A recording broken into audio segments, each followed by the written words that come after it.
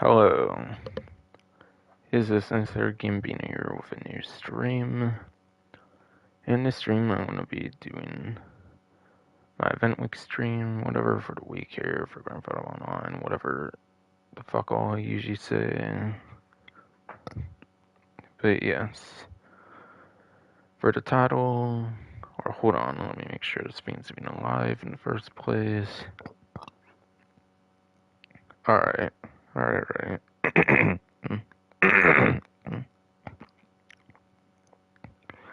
Alright, it's in upcoming, it's not yet necessarily live as far as I know.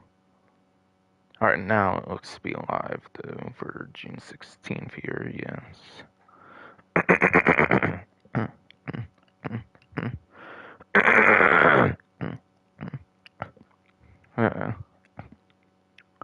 Yes, hello, it's Sinister Gambino here with a new stream. And in this stream, I'll be going over the event week for this week, whatever all in Grand Theft Auto Online. But yes. For the title of the stream, I went for obviously 2 times money RP on the data leaks, whatever all. And that's a pretty good money opportunity actually. It's normally like a $1 million mission, now it's like a $2 million mission for the 2 times. It does take like 2 to 3 hours to do though, since there is unskippable like story cutscenes. You do have to watch them every single time you play them, apparently though. So there is some downsides for sure on that. But still, $2 million mission, pretty good.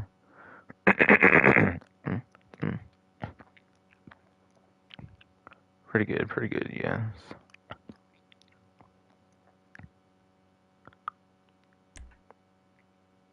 And then the short trip 2 times money in RP.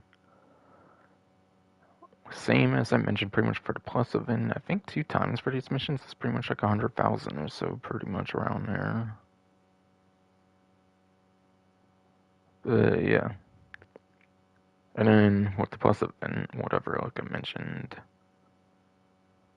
that with this would be 4 times if you do have the plus subscription. So what would this be, like $200,000 missions? Because that's pretty crazy. At least on hard difficulty. I think there's of course a hard difficulty for those, so you would have to play the hardest difficulty basically for that now. But still, that's pretty good for contact mission standards. But you do play as Franklin Lamar on those short trips. You have limited vehicle and weaponry. The only thing you really keep is like your armor and like snacks and stuff, I believe, from your character pretty much, and that's pretty much it. And that's pretty much it, yes.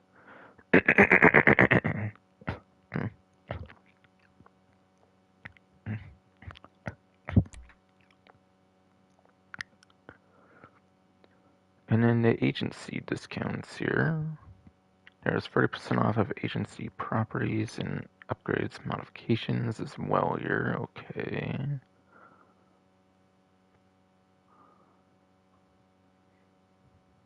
Yes.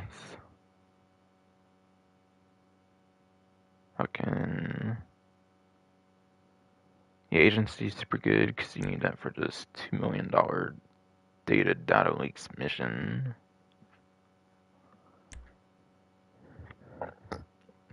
You may also pretty much need it for the short trips as well, as far as I'm aware, but they take place more at Record A Studios, I'm not sure, so they do kind of start more at like Record A Studios, I'm pretty sure, so I'm not 100% sure on that one though. Definitely not sure on that, yes.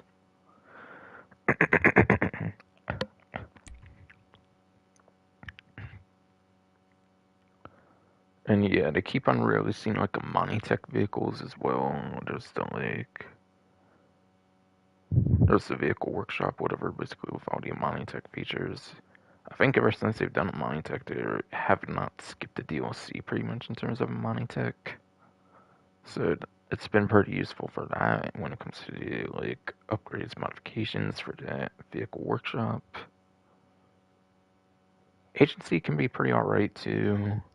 There's a couple exclusive weapons there, like the stun gun and the compact EMP launcher, but they are more like gimmicky, kind of like utility kind of weapons, pretty much. And they are like more proper, useful weapons of the game, pretty much. So yeah, it's fucking what's it called? Fucking.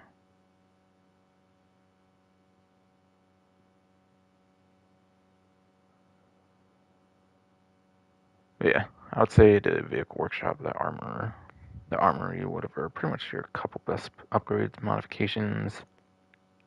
There's probably definitely a modification for people to spawn at the property as well, and that would be pretty useful if you're going for like 201 like security contracts for that 20,000 per 48 minutes, whatever. Because once you do that, it's basically set for life, basically.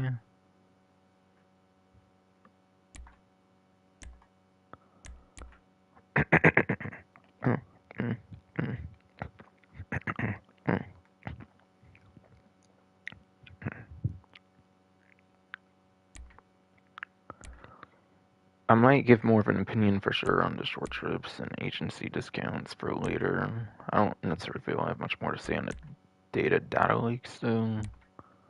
When I get into the actual game, by the way. So into the what's new section here. Plus promotion stuff, whatever. Alright.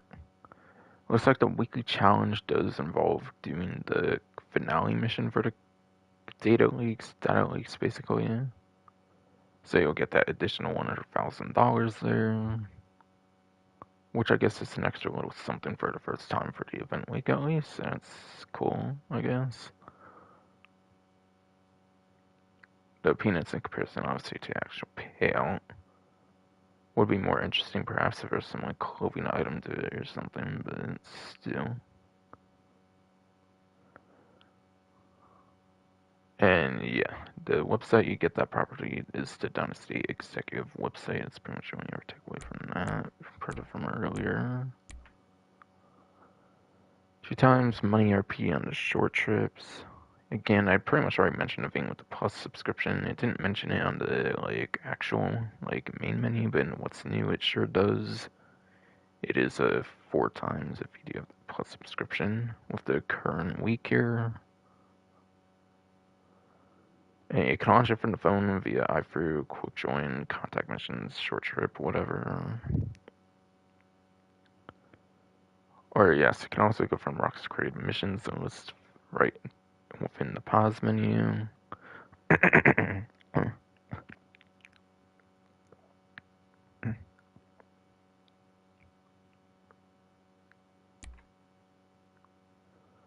Okay, there is another money opportunity here as well. I actually do kind of believe it's pretty much finished the money opportunities for the most part, but yeah. Like other ones, I may mention a little more on this one later on when I get into the actual game here. But there is 2 times money in RP for Sumo Remix here, which is an adversary mode.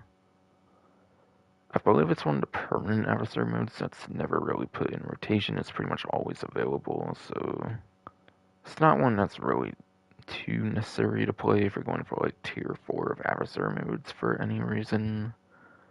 Since, yeah, there's never enough available at one time, unfortunately, to be able to get that 25 out of 25. Like, no problem at all. Since they've all different adversary modes, and there's barely any of them ever available these days at a time.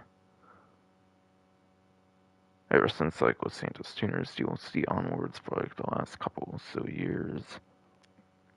Fucking... But, yeah. Adversary modes, they kind of pay out in terms of, like, amount of players, like, the time, amount of rounds, kind of how the gameplay just plays out pretty much in the mode, which, of course, kind of plays into that, like, round system and whatnot. But, yeah. Shrinking, moving, safe zone kind of seems like penned in, like free mode event, basically. It seems like the free mode event of penned in. If remembering that way back from like 2015. Like, yeah, late 2015 with the free mode events DLC. I don't feel I really ever see that one at all anymore, but essentially it's kind of like caged in, like the motorcycle club, like work or whatever you can do for the like interaction menu. For the interaction menu, yes, for the club work or challenges or whatever. One of the few of either of those categories, whatever. For something I think you can still do in the game 100% for comparison's sakes. So obviously with motorcycles only, it's like able to have cars in it though in comparison. So again, it's more closer to the 2015 free mode events, like Pendon, I feel. Except it's on like stunt tracks. Yeah, I believe it's one of the more popular adversary modes, if not like the most popular adversary mode usually. So I think that's why they kind of keep that one in permanently, as far as I understand. Looks like it is just going for the 1 week of June 19th. Now, whether they extend this event or do like a whole nother event leading up to that DLC, who knows? I think sometimes they've just extended events to like a longer period of time. Other times, I feel they have actually done shorter events, shorter than the like 7 days.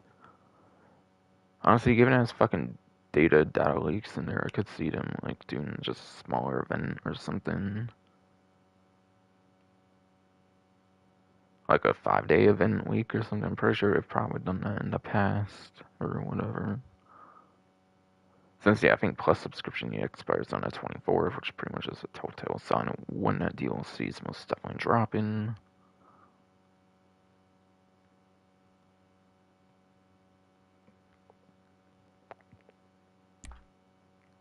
Alright, and then that should pretty much be it here.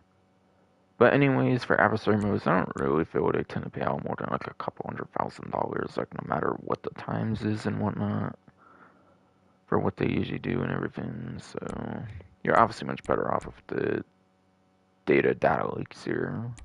That's going to blow every other money opportunity out the water. Again, it is a couple hours worth of missions and stuff, but it's fucking $2 million on 2 times. It's worth it. Maybe for like $1 million for like that time, it's not worth it. But $2 million for that time is alright enough, I would say. Nothing should be going on with heists. Pretty much as expected. It seems to be a very much contract-themed event here for the most part. For the stuff on the main menu, at least. There's not really too much I want to mention about career progression right this second, per se.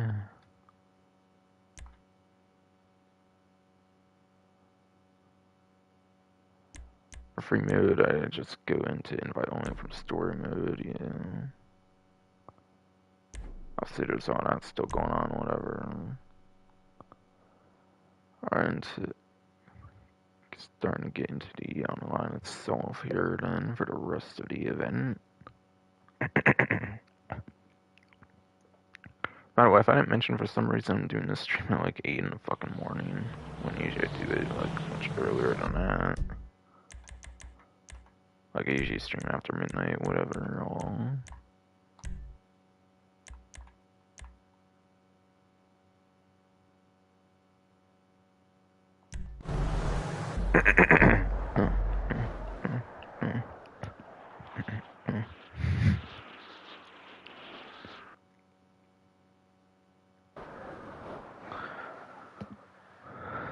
I just for some reason was not feeling like streaming this for a while. I don't know why. So yeah, I got to pretty late here.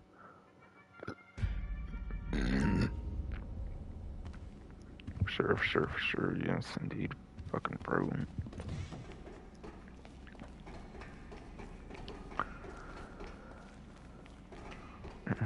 Right? And yeah, I guess since it popped up with mine, it's kind of fresh in my mind. I guess from the what's the new menu I'll show. Of course, the complete don't fuck with Dre. Okay, it's called that apparently. Don't fuck with Dre, okay. Was it not literally called the Data Leaks though? I don't know. It's by a couple of different names, I guess, okay. Don't fuck with Dre. They actually don't let you fuck with Dre though. If you go to the Record A studios and you try to do the bird when he's actually playing music, it won't let you though. That's actually pretty true. They don't let you fuck with Dre, actually. They don't.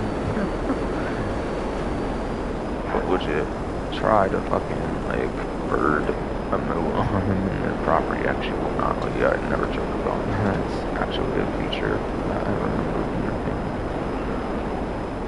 Guess that shows some respect for him or something. Not to let online play off for God, it's whatever fucking reason. It's fucking games. It's like dumb as fuck I feel to do, but still.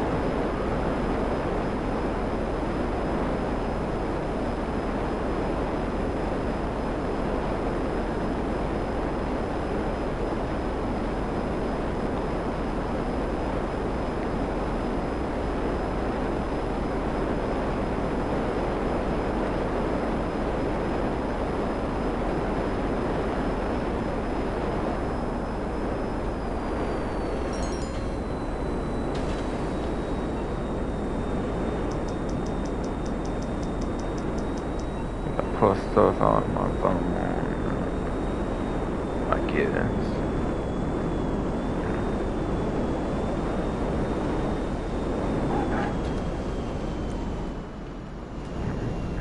What's up, buddy? How's the new purchase? Holla. Okay, so going into like the time trials and whatnot going on right now for the event week here.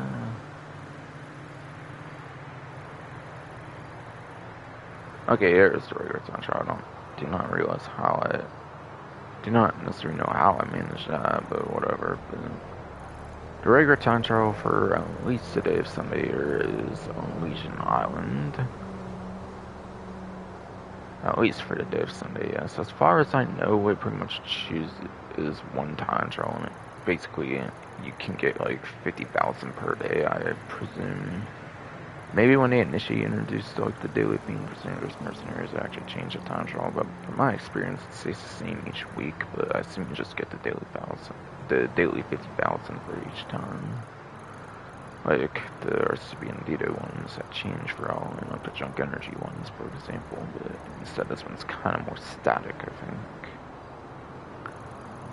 So Legion Island.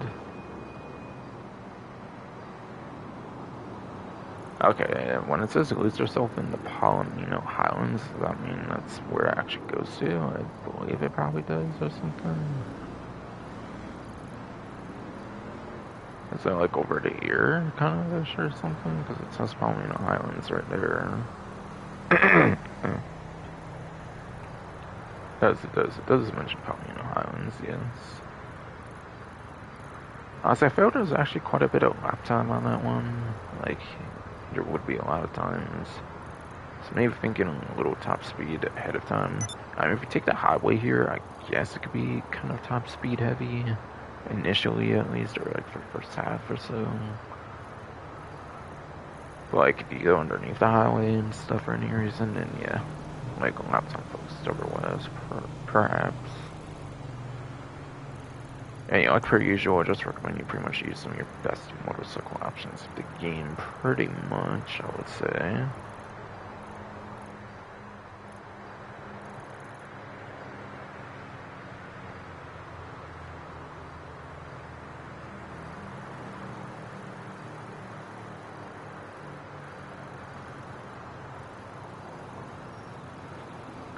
And then the RCB Bandito time trial for the week. Not week all, but yeah, I pretty much explained for the day of Sunday here, like with the regular time trial. Pretty much kind of all on that one, for sure on this one. Should be a whole different time trial for Monday, etc. of course. It is Vespucci Beach here. Alright, so like per usual, with what I recommend for RCB and Dito time trials, I pretty much just recommend learning the turns and corners through like restarts with like triangle, like Y on Xbox, with key on PC. Otherwise, I would just look up some kind of video guide if for some reason you struggle with that. Besides for that, I don't necessarily have any super particular. Besides for that, I myself do not necessarily have super particular advice on this one, which again is why I pretty much recommend a video guide usually. I did a few like guides for Archimedes time trials and I just got like 4 of them or something. That series of mine has been dormant for years, I think, on the channel. Hey, pal, let's do business again. Look who it is! And then for the weekly HSW time trial here, it actually seems to be the last one, apparently, here in this case. The HSW North Chumash, that infamous one that pretty much wants to go in through the countryside. Yeah, that one, pretty much.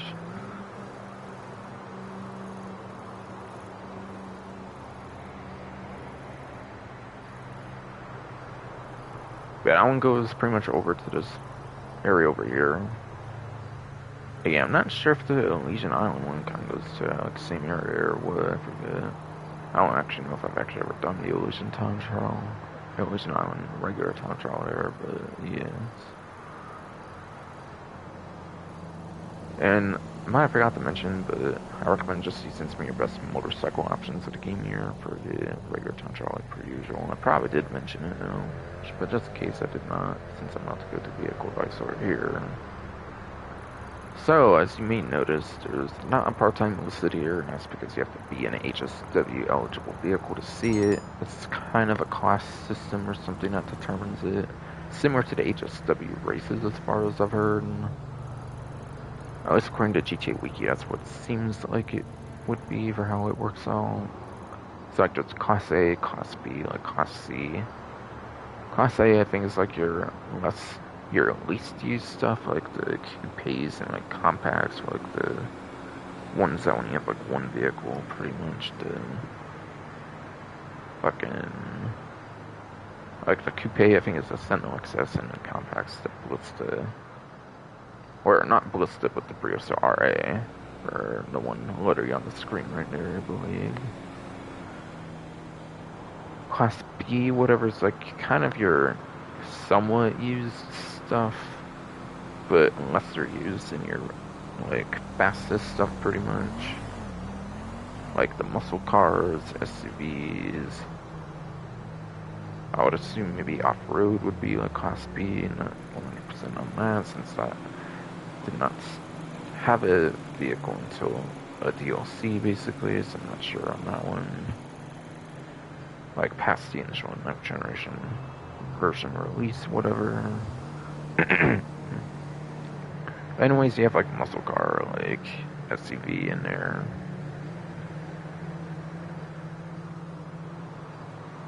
As examples, at least. And then Class C is like some of your most used stuff of the game, I believe, basically, which is like sports, supers, motorcycles. I kind of want to say even sports classics might be Class A too. If not, then it's with like muscle SUV, whatever, I believe, stuff like that. That might only be some examples, but it still should give enough of a gist of like how the like part-time system works for this, I would say.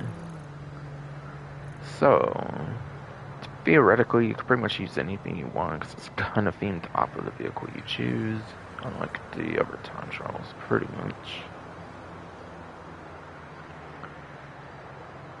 But yes, for fucking...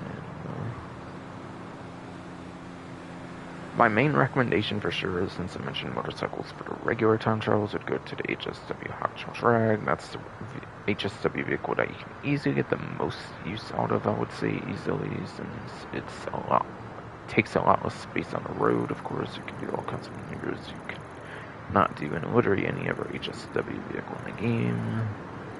So that's a very high recommendation for me personally. As long as you can control the bike and not fall off of it, of course, which shouldn't be too difficult. Should not be too difficult in my personal experience. Otherwise, you have like the supercars class, for example, which you have like the HSW weaponized Ignis.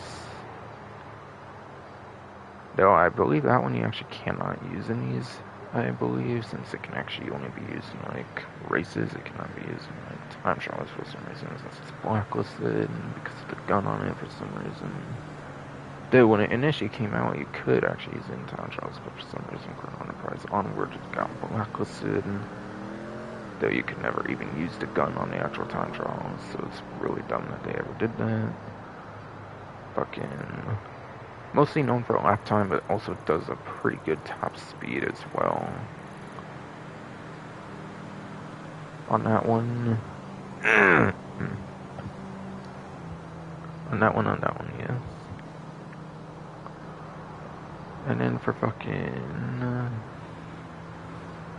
the next one is pretty much the Cyclone 2 HSW, which is like an electric car kind of one. And that one is pretty good for a lap time, I'm certain as well. Top speed's actually not all that bad, even though usually for electric vehicles, top speed usually does not tend to be that great on the electric vehicles, since they tend to have acceleration, which is how quick they get the top speed, but said top speed is then pretty bad, usually, from there.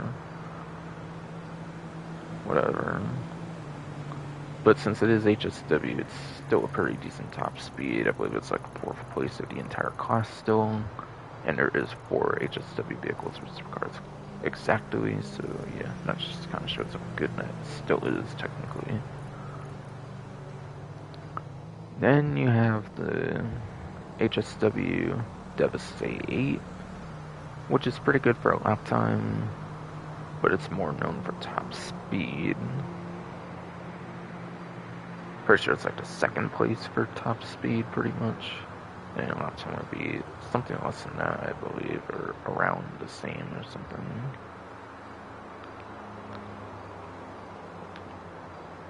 For the like entire class of supercars, including the traditional supercars, yes. And then you got the HSW Entity MT, basically, is the last of the few of the HSW supercars of the game. That one is a fucking joke in comparison to the rest, though, unfortunately. It's like 20th something place for a lap time, which is terrible for HSW standards, being 20 into 20s for a lap time.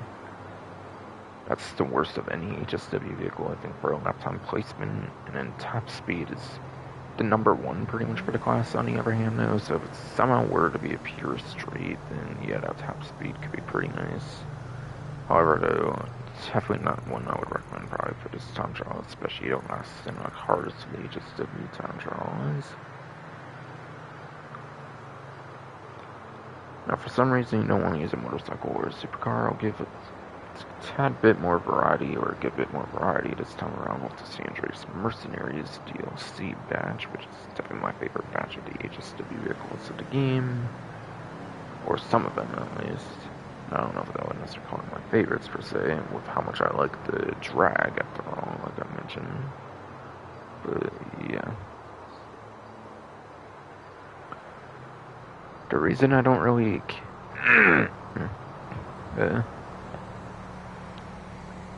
The reason why I do not really care to go over the HSW vehicles from the Chop Shop DLC is because fucking... It's pretty much a joke, I feel, for the vehicles they did for the Chop Shop. Because one of them was just kind of like a convertible version of one they did for Chrono Enterprise's DLC with pretty much the exact same performance. The convertible version of the Bagheera ZX that they did in this latest Chop Shop DLC for 1-2 HSW vehicles. And then I personally have no problem with the Vivid Knight. Vivid Knight might have been like a hybrid electric SUV, which was still a spot that was not built at all, I believe, for HSW or SUV class. So I don't have a problem with that, but that's only like one good vehicle for like HSW for Chop Shop, pretty much, I would say.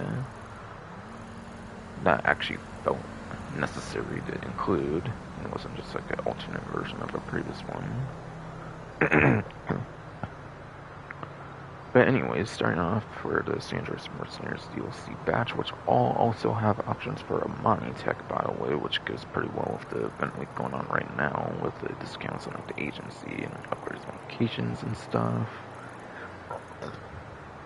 for the four I'm going to be mentioning here, you have the HSW Monstrosity, which is the only off-road HSW of the game currently.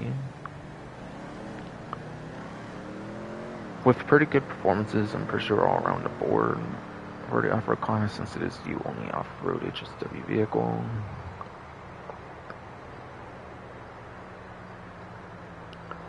And then you have the HSW Actala GT2, Stinger TT, whatever, which is one of the couple sports car HSW vehicles they did in that San Andreas Mercenaries DLC.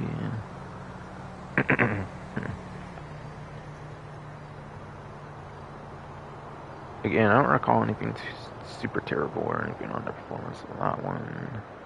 However, though, it does have access to slick mines, unlike the Monstrosity, for example. And if the vehicle has access to slick mines, at least if you have them applied, I recall not being able to actually use them in the race.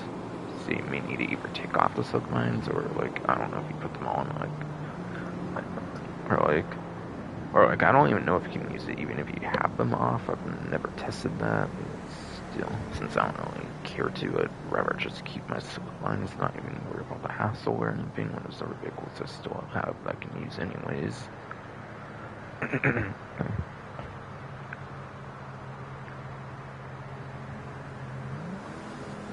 And then same thing with the next one, the Bravado Buffalo EVX, which is like an electric muscle car.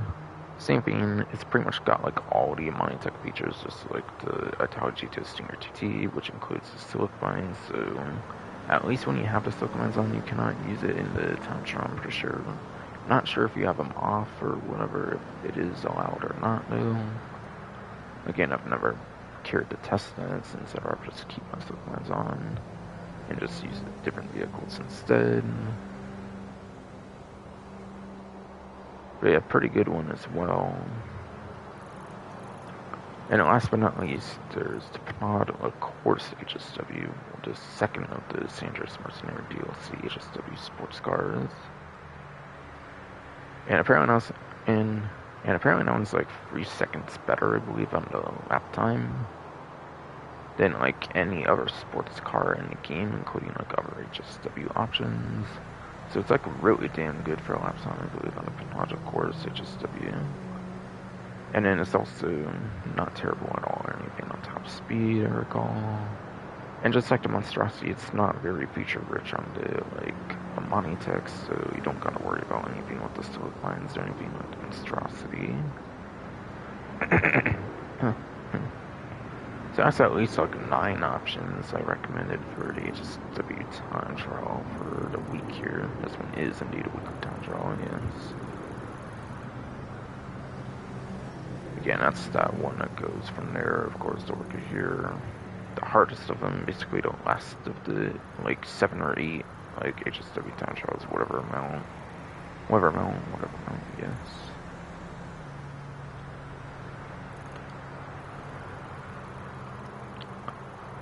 And then you have the fucking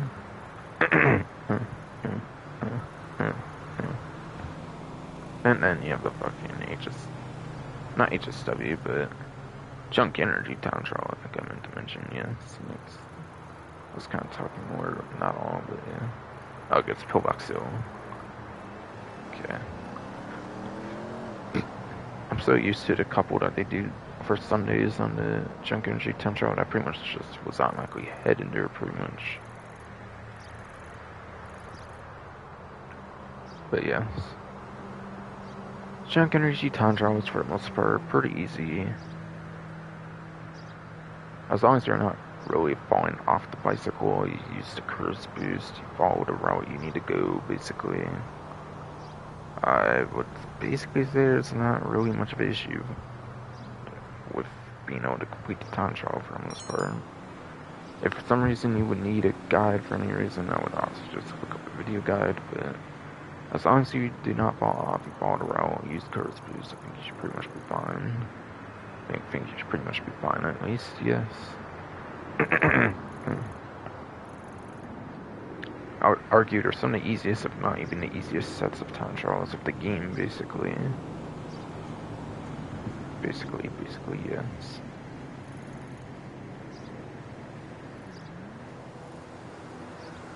And yeah, you can only use the 2 inductor bikes, I believe. Also, you cannot use like BMX or anything like that. For some reason, I mean, I guess it's a bit the theme of the junk energy, of course, but still, yes.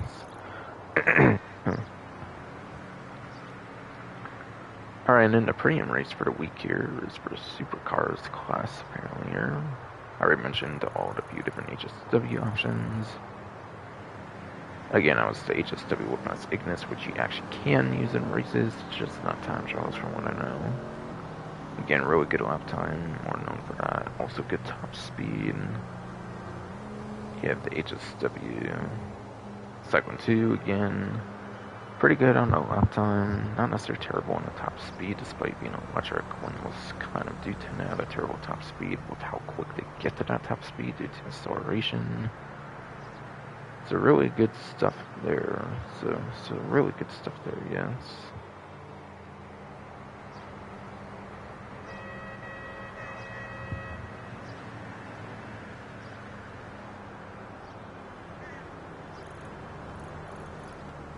Then you have the HSW Devastate. Again, pretty good on lap time, but more known for top speed. And then, last but not least, was the HSW TMT, which is garbage as hell for lap time.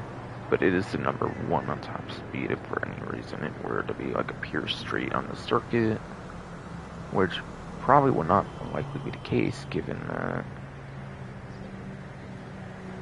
Which will probably not likely be the case for sure, given that top speed usually tends to be pretty niche or whatever, if I'm not mentioning that, whatever.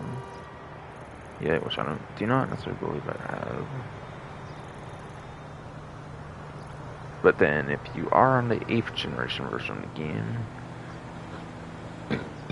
if you are on the 8th generation version of the game, yes, then I will provide options there. So on the 8th generation version of the game, pretty much your #1 lap time, I'm pretty sure it goes over to the Proton Emirates from the Damascene Resort DLC. Then your #2 option actually goes over to the new Grotti Turismo Maggie from the latest Chop Shop DLC. And then the third place lap time, I'm definitely certain it was the Benefactor Krieger, I'm pretty sure, and another Damascene Resort supercars into the Proton Emirates. Basically, for the top 3, for the top couple for 8th generation for lap time. And then the top couple for top speed for 8th gen, I'm pretty sure is the Torero XO from the Chrono Enterprises DLC for up to your #1 top speed in the case of 8th gen. Then it actually goes to Devastate 8 regular one for the 2nd place top speed from like Doomsday Heist DLC. Or no, not Doomsday, but like the Arena War DLC would have been actually for the Devastate, yeah. That's definitely the right DLC for that one, yes. And the reason that one's over the NTMT in the case of the regular one, I believe, is because it has better lap time. But in the case of HSW, you would rather want to use the NTMT for top speed before the Devastate 8, as long as it's a pure straight and not lap time heavy, that is, like I mentioned. For the case of 9th gen. And yeah, last but not least, the last of the ones basically for fucking top 3, top couple basically for the 8th generation version of the game. It's the regular version of the NTMT, just like it's the regular version of the 8. Obviously on 8th generation you have to use the regular version since HSW is not a thing on the 9th generation versions of the game. Or if I said 9th generation versions of the game, I mean the 8th generation versions of the game, of course, yes. So,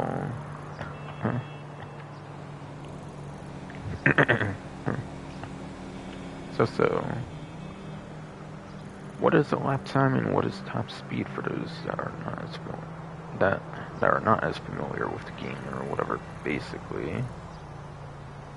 Lap time is most courses pretty much, and that's going to be like courses of like turns and corners in the city, basically. In a city, basically, yes.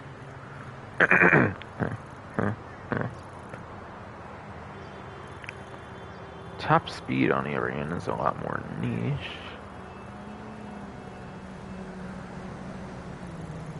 Yeah, top speed a lot more niche, where it's like highways, long streets, like highways, the airport runways.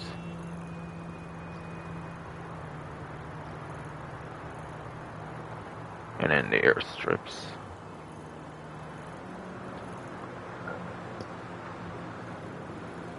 That's pretty much your top speed heavy stuff.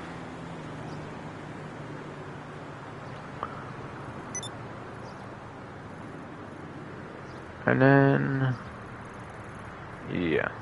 Since I'm not going over the particular course, how do you find out what the course is going to be? If you see in the like box, obviously in the like bottom right, it shows start job with square. On PlayStation here, that would be X on Xbox, whatever key on PC. I wouldn't know what key on PC. I do not have the game for PC or anything. And then once you get into the actual lobby screen, you can actually go to the exact same button / key, whatever, I believe as well. And then you should then be able to see what the map of the race looks like, so then you can analyze all of the lap time and then top speed sections of a race course. So that's how you pretty much go about any of that. So that is how you go about any of that, basically, yes.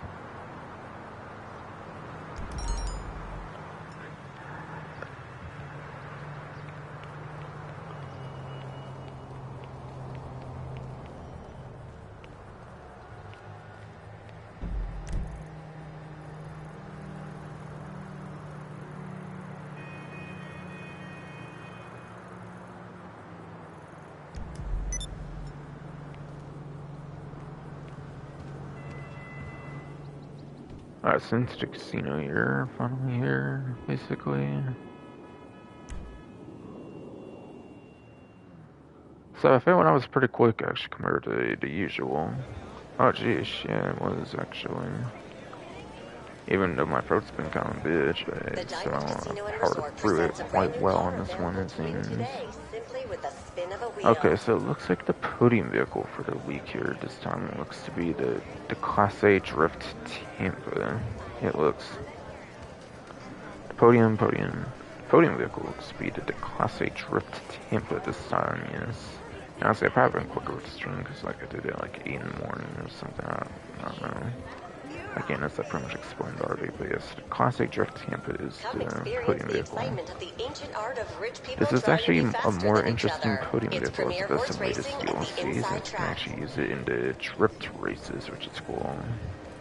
So you can actually do like a drift tuning upgrade, whatever, that I believe you have to do in the Los Santos car meet as of the latest Chop Shop DLC, so you can actually get true drifting on the Drift Tampa as of the latest DLC, which is nice. I think for a bit you could actually use like the low grip tires, I believe already, but literally with the latest DLC you can actually get a drift tuning upgrade for it. Which I do not usually recommend, since you can literally just do drift races if you want that. Really, you have to be like the biggest fan of drifting, I feel, for that to be worthwhile for the actual free mode of the game. Me personally, I probably just prefer Me personally, yes, bro. I would probably prefer doing just the engine upgrades, since that's something you cannot really do usually for the races, for the drift races and whatnot all. Since drift tuning actually does not allow you to use the engine upgrades, so I would only recommend that in free mode if you are the biggest fan of drifting, basically. We just got the 1,000 chips for the day here. See what I get for the at least one single wheel spin I'm gonna do for the week.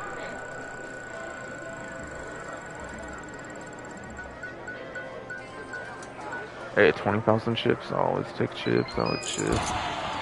since you cannot get them much, there's not many in this. There's definitely not many methods of getting it. Yes, indeed, bro. Alright, cocaine, weed, whatever.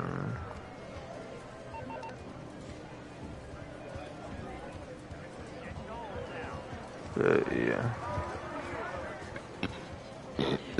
Yes, but yes. I assume this definitely has to be on the website, given that Chop Shop literally added the drift tuning to it. If not, that would be pretty weird. I feel to vault it, or like maybe it was vaulted before and they like put it back on the vehicle website when they did the drift tuning. Who knows? It's fucking Cockstar. Who knows? Who knows? It's fucking Cockstar. Yes. Yeah, it seems for the animals, for the like picture thing here, for the text I got here, whatever, the coyote, pug, and the chicken hawk.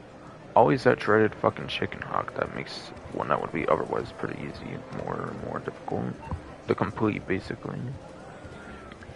To complete basically, yes. Yeah, it should be on Southern San Andreas, I'm definitely certain on that one. Certainly a two-door, it must have been. I could swear on it. Would preview some discounts, it seems here.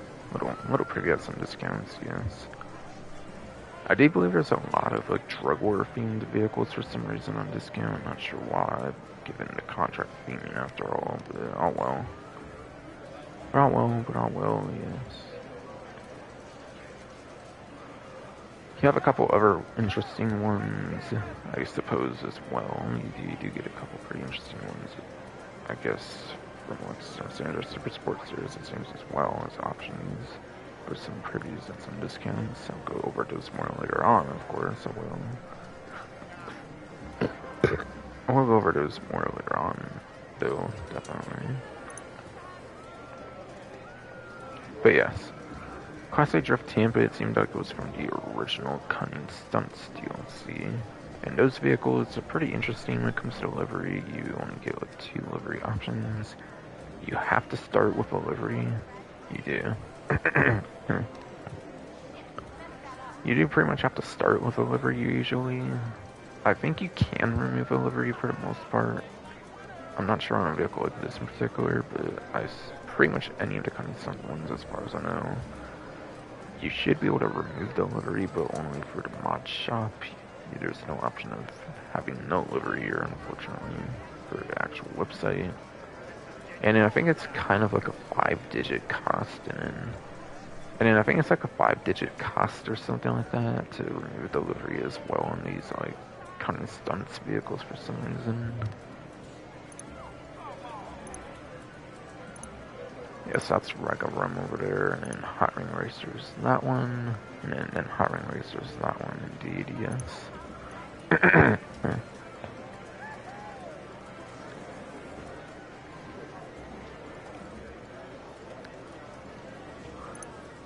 Yes, by getting the vehicle, you will be saving $995,000 at least.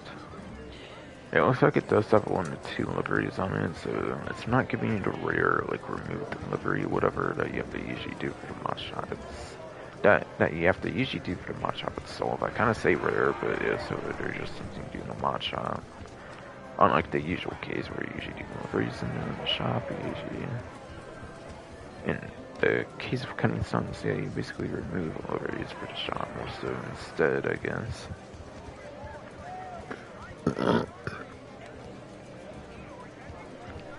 It's like the main livery modification there is, or whatever it is.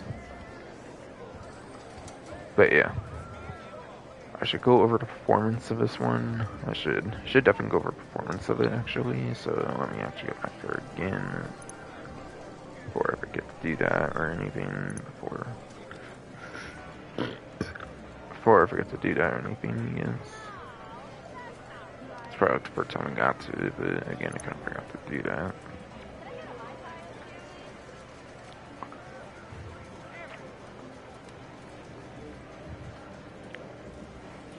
Alright, checking my live stream here, make sure it's going fine. Yes, it does seem to be indeed here, yes.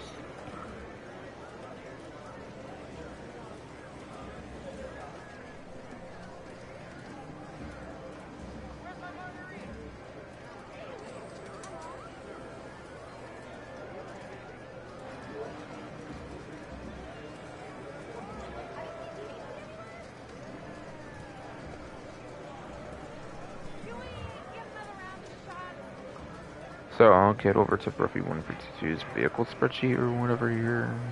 I usually go over vehicle performances on no live streams. And I usually go over for vehicle performances on no live streams, yes.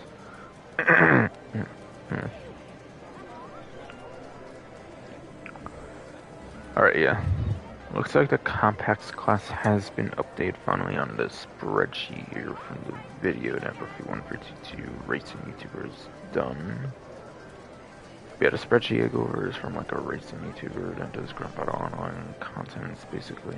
Going over all the vehicle performances, basically.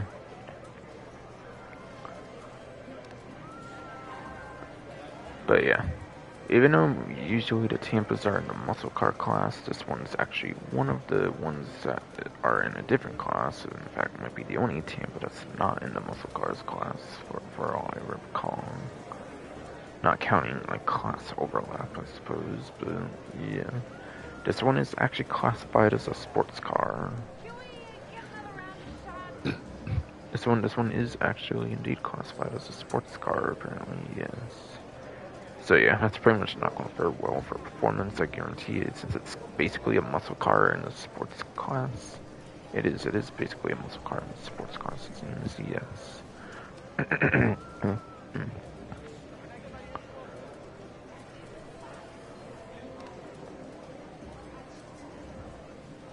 So according to the looks of it, it looks like the Drift Tampa is at the way top of the K tier for the sports class. And that is good enough for 84th place for a lap time. Yes, 84th place for a lap time out of like 107 sports cars in the game. That's pretty terrible. That's pretty terrible, yes. And then again, and for top speed, it gets 81st place for top speed, yes. Which is a couple places better than the lap time at least, but yeah. 81 out of 107 sports cars for top speed as well. Jeez, it's in the 80s for both lap time top speed, but again, it's basically a muscle car in the sports class, which, yeah, does not fare well for it. It does not fare well for performance, yes.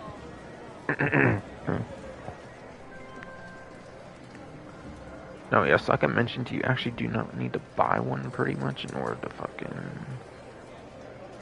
use the drift tuning. You pretty much just can do drift races themselves. There is pretty much no difference aside for cosmetic if you use like one provided from the race or one of your own basically for drift tuning, Drift Tampa. If you do want to own one in the free mode of the game, I would probably usually just recommend having the like engine upgrades, and if you want some kind of drifting, then get the like drift tires so you can get at the car club, whatever you're, or not here, I'm not at the car club yet, but still. So really it's for customization, personal preference, like drifting kind of reasons for the most part, where that you should want to own this vehicle, that you should want to focus on for owning the vehicle in the first place, yes.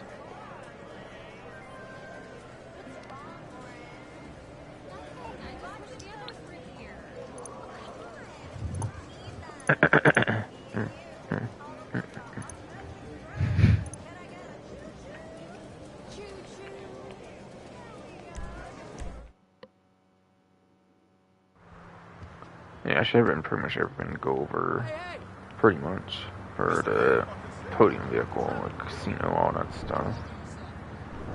So on to the Los Santos car meet.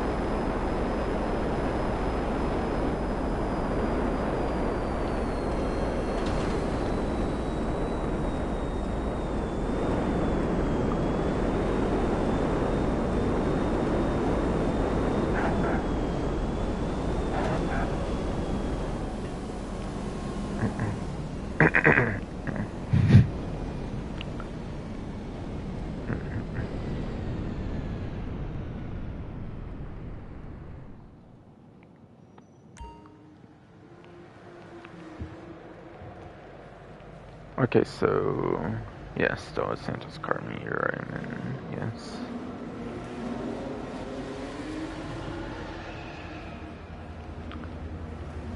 The test ride vehicles this time around, yes, seems to be the Pegassi Torero, the Grati Cheetah, and then the P. Pfister Comet SR. Look to be your 3 different vehicles here, basically, for the test ride vehicles. So the Torero. So the Torero, I feel that was released in like sometime like early 2017 or like sometime 2018 or something. I kind of forget which update. Might have been like Huntington's Special Vehicle Circuit. I do feel it was like Huntington's Special Vehicle Circuit or something like that.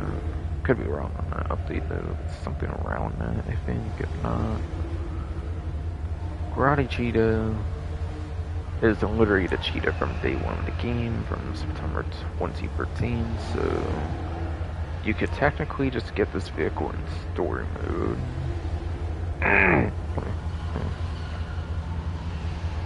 So you can technically just get this vehicle in story mode, so I would highly not really recommend picking that up and on, unless you're just the biggest fan of the OG cheetah, basically, in the game.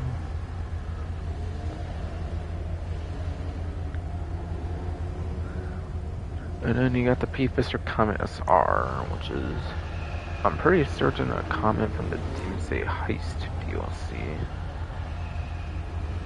So that's some knowledge about like what updates and like when in the game they released and whatnot. But yes, fucking.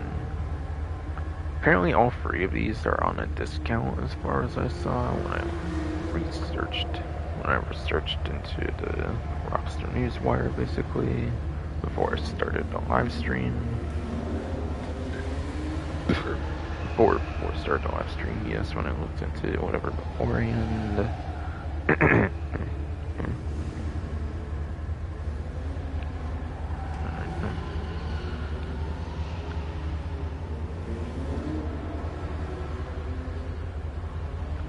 Alright, yes, these are all going to be 40% off discounts. First one is a Sports Classics for class. Second one is a supercar, and then the third one is a sports car. So since they are all on discount, I will be going over like exact performance numbers. I will go over exact performance numbers, yes. For like all 3 of them, pretty much. For like all 3 of them, pretty much, yes.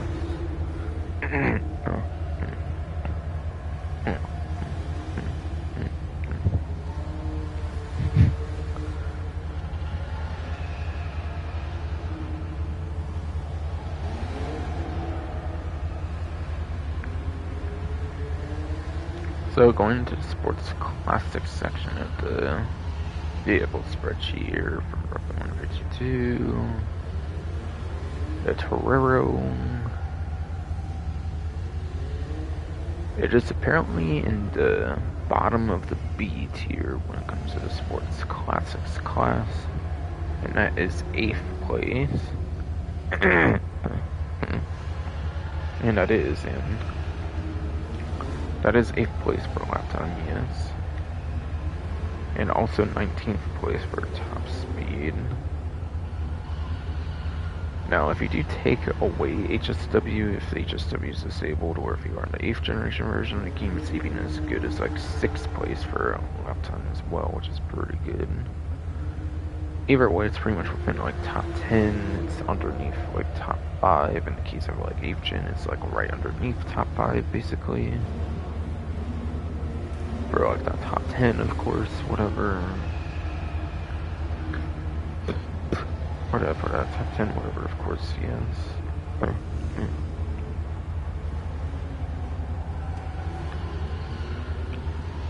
And yeah, pretty much no matter how you slice it, it's quite a bit out of top 10 for top speed, of course.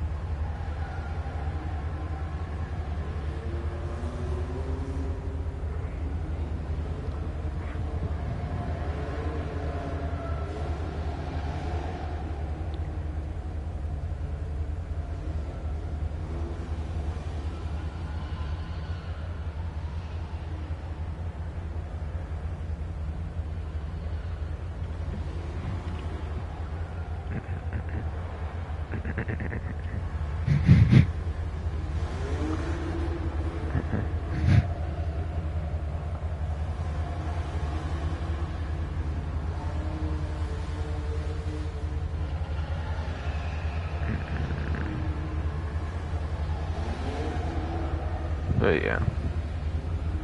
Honestly, I kind of think that all of these might be bolted. honestly, yes, indeed, like a pro choke accent, motherfucking Popo. How do you feel that all these might be bolted? I know the Cheetahs certainly, most definitely is being a day one vehicle.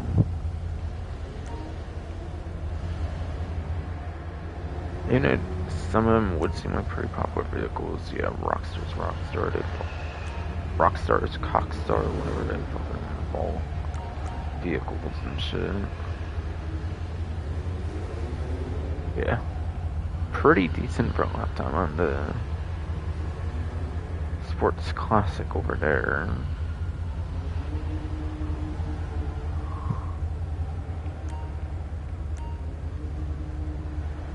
To me, it kind of looks like a classic, like, supercar from, like, one of the older 3D Universe GTA games, but I'm not exactly sure if it is or not. Very much could be, and it could just have, like, some kind of whole different name for all I know. It could, yes. Theoretically speaking, yes.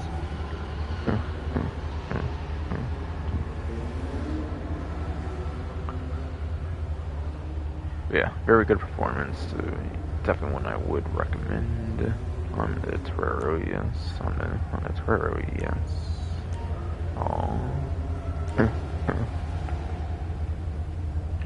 Again, the OG Cheetah. Again, the OG Cheetah, yes. The Cheetah was a returning vehicle from the 3D Universal games, even if it's not necessarily the same appearance and obviously more modern take, whatever, all. That is in the supercars class. That is in the supers class, yes. I guarantee the performance is not really going to hold up too well.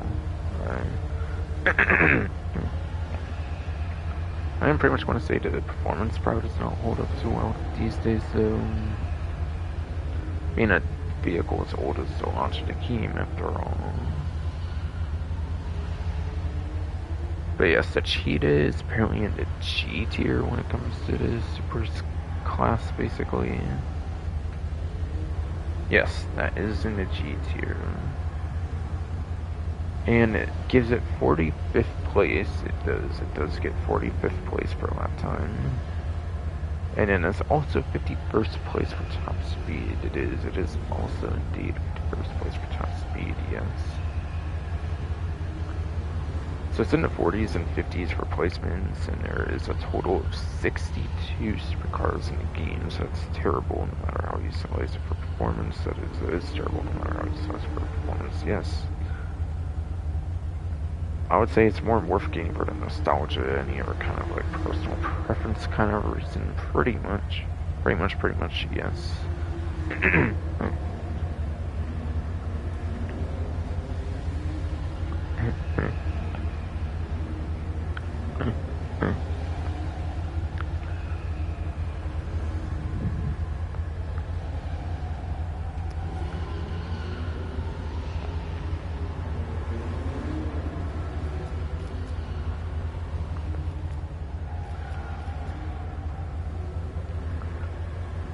So yeah, I'd get it for nostalgia, personal preference kind of reasons, all, yes, pretty much.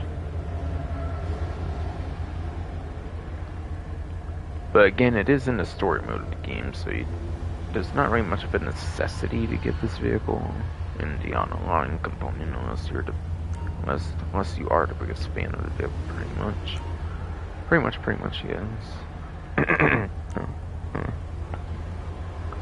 And then yes, P-Fister Comet SR.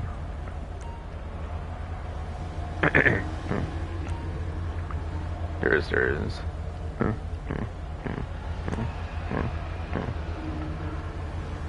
There's something pretty interesting to mention about the P-Fister Comet SR, I believe, and that is the fact that it is actually usable in like a transform race, a Rockstar created transform race. I think actually uses the Comet SR. So it is used in Rockstar created transform races, at least one is. It definitely is, I do recall.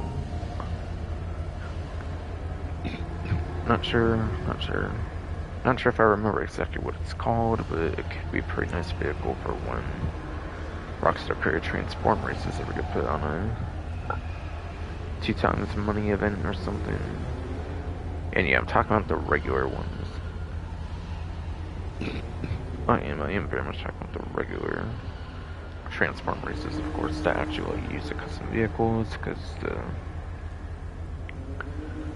because the random all, like, not random all, that's what it's called on like 5M, I think, but like, fucking, yeah, the known unknowns and like the unknown unknowns they released during the graffiti, or those obviously have like custom vehicles at all the randomness and whatnot.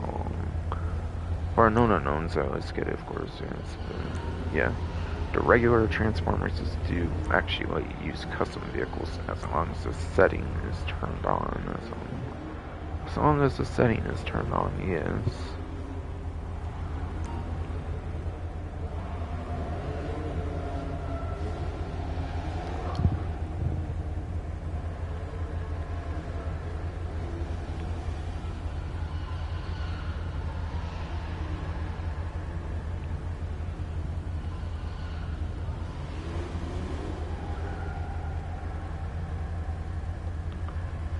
So I gotta pretty much go over performance for the sports car there. The comments are, I don't remember exactly it being all that bad, but there might have been enough like good sports cars after the release of it in the Doomsday Heist that it might not necessarily be top 10 anymore, but I would predict it might be pretty close to top 10 for like lap time or something. Yes.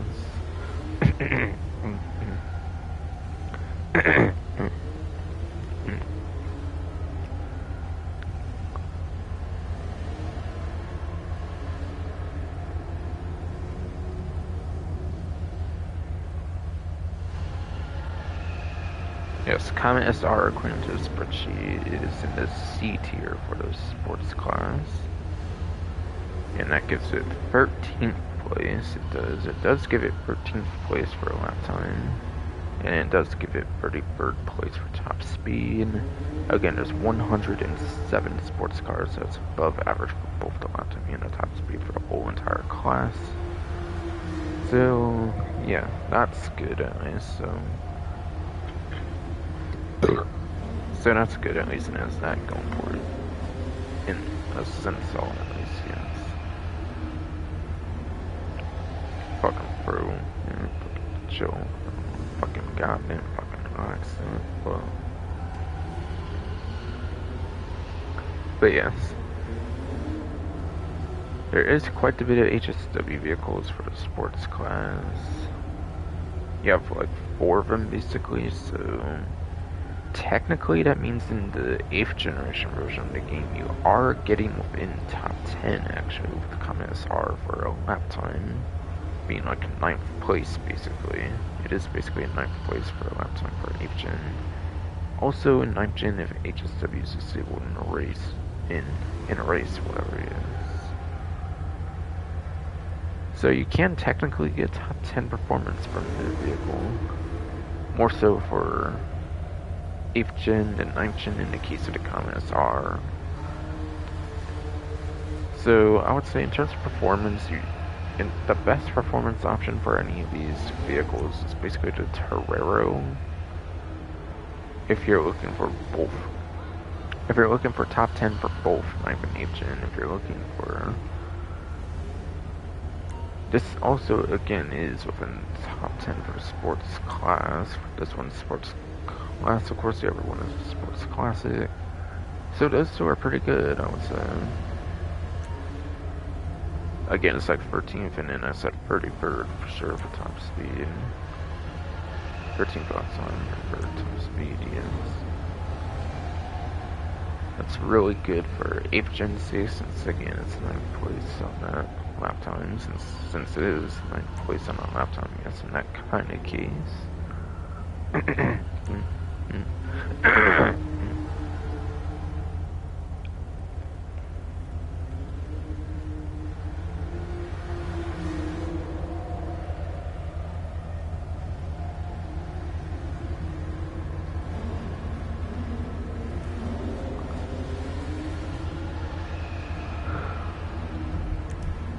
Yes, again, Transform Race being I pretty much mentioned already, whatever, from earlier.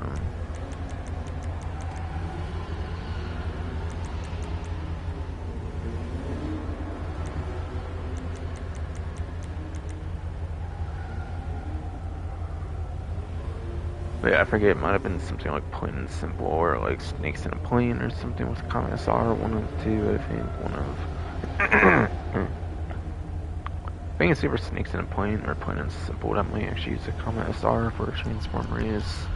I think it's one of those two. I'm not 100%. I'm not 100% on those. I would definitely check on it. All those different descriptions. I guarantee if you do check all those Transform Races, one of the descriptions at least will mention the Comet SR as a particular vehicle, if I recall. So the main reason I own the Comet SR is for a Transform Race. I could swear for sure. But yes, for these different 40% off discounts. Torero, and this is pretty good. This one, not really all that great for performance or any of that, though.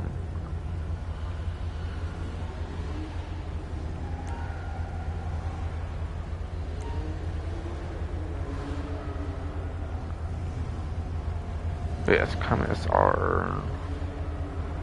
Not necessarily returning from a previous GT game, of course. It just has like the Comet like naming. It just has Comet naming and name basically for the Comet SR or whatever, all its appearances and whatnot. And the appearances and whatnot, yes indeed. Fucking bro, never fucking chill. That's it, but.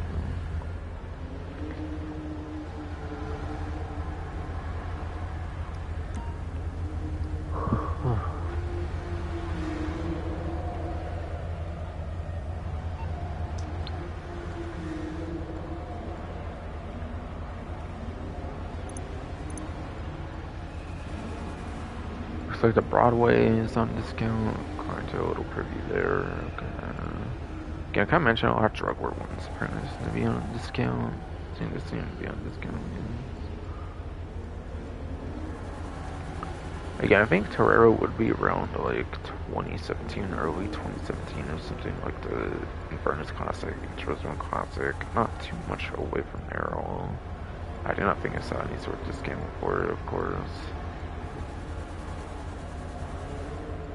Again, a Cheetah is a day one vehicle. Not many of those really remain these days, so Cheetah seems to be absent on here entirely, as expected. And actually, the Comet SR would also be legendary certainly too. And again, that would be Doomsday Isaac, as I mentioned.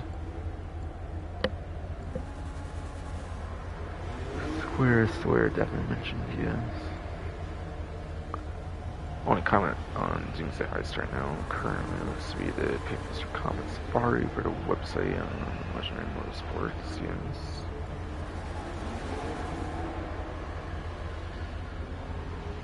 So all three of those have to be bolted, so you will have to go into like showroom for the car meet here, basically. Or for a car meet here, basically, yeah.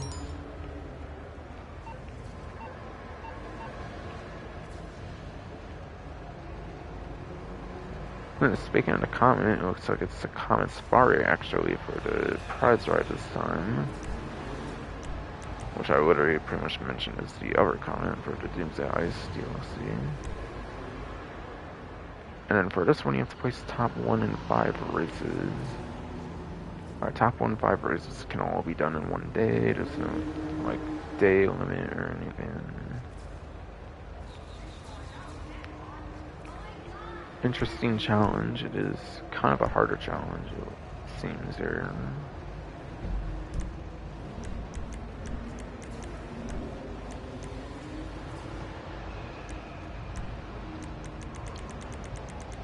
Now, as far as I'm aware, the only things that really work for it is pursuit races and the street races.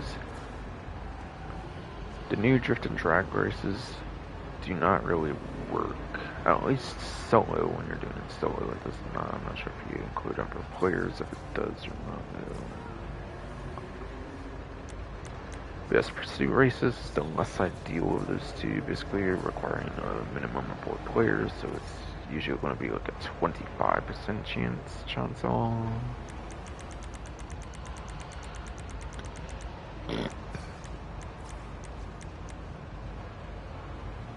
And then the street races, of course, will be 50% chance chancel.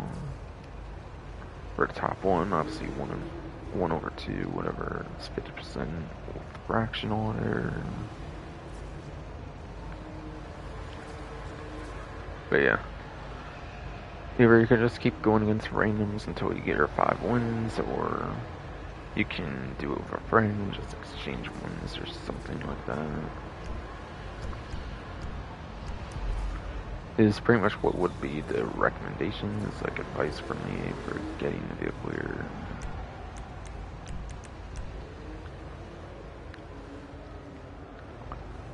It might seem like a pretty strict challenge at first. It didn't seem like it was that expensive of a common. It was like under 1 million, but yeah.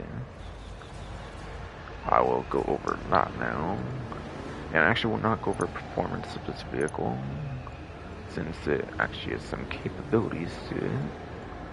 Could have said the same thing for the Commodore R, it goes with Transform Race, but it was just Transform Race, which is pretty niche compared to what this Comet is.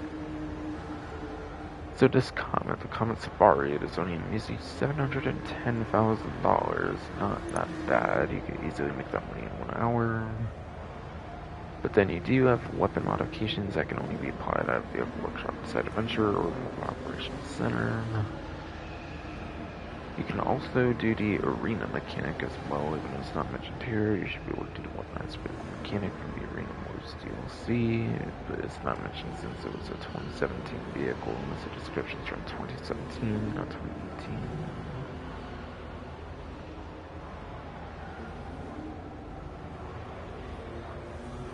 But yes.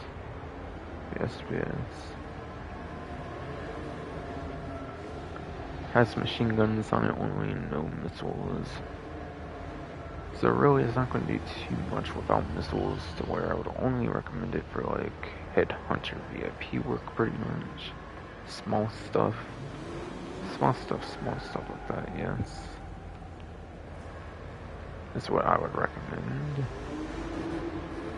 So you can definitely make some nice money with the Headhunter VIP work, I guess, I'll comment. And then Urmux Sentinel XS. Looks to be the HSW, like, test ride, whatever. And again, I mentioned it's the coupe tuner from earlier when I was going over the class system and the power time, whatever, for HSW time trials. So it's the only coupe HSW, so I highly recommend picking this up. I would definitely recommend that one. Yeah, Prize Ride this time around was actually available on the vehicle website. It still is on. Just be clear once more, whatever there, by the way.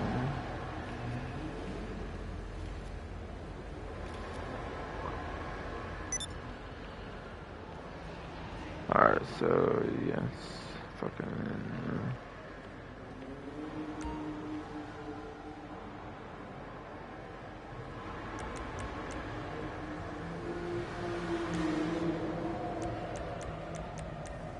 Yeah, there's only one vehicle on this list that's not on a website, so the Sentinel XS is very much still on the website for San Andreas Super Autos. The only one that's not available on the website currently is a Sterling GT for HSW, so I'm not going to really show it on the website. That'll be quite the ways to go since it's quite an old vehicle. It's a 2013 vehicle with HSW upgrade, basically. Alright, I'm gonna exit here then. Now that I'm done there pretty much. No, I am done there pretty much, yes.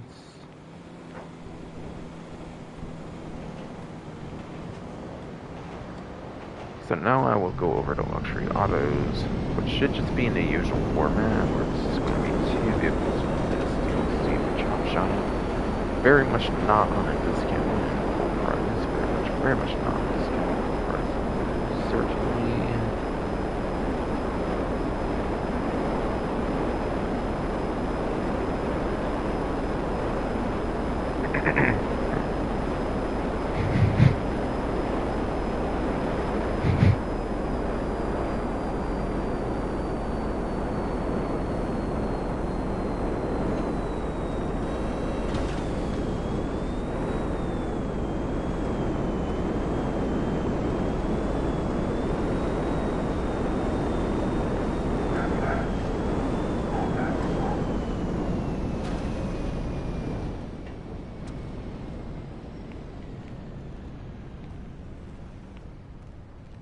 Wait, what the?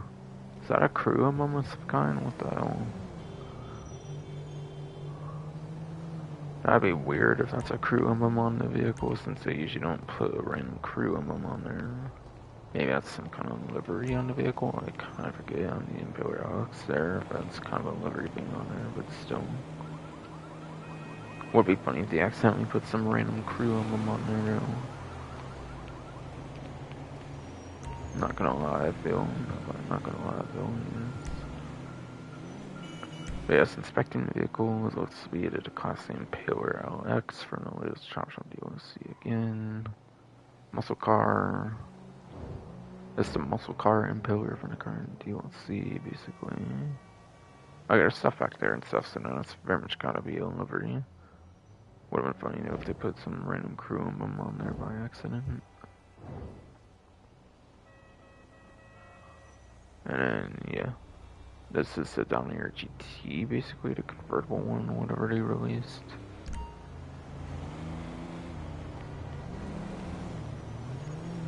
Pillar LX, I don't really recall it being too special with the muscle car. This muscle car, though, the Down Air GT, is pretty damn good, actually, when it comes to performance. It's a pretty top-performing muscle car. Within top 3, I believe, for a lap time or top speed. One of the two, I'm not too sure on top of my head on that one,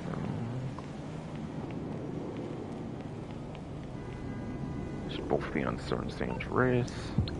Super autos.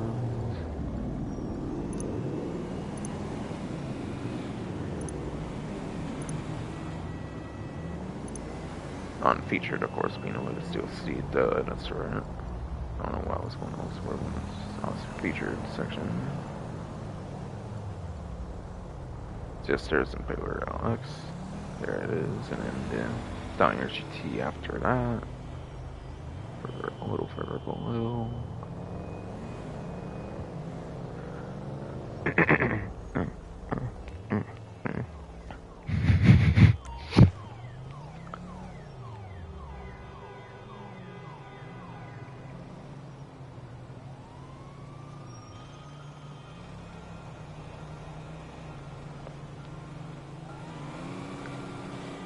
Yes, sounds to be new DLC vehicles are pretty much available still.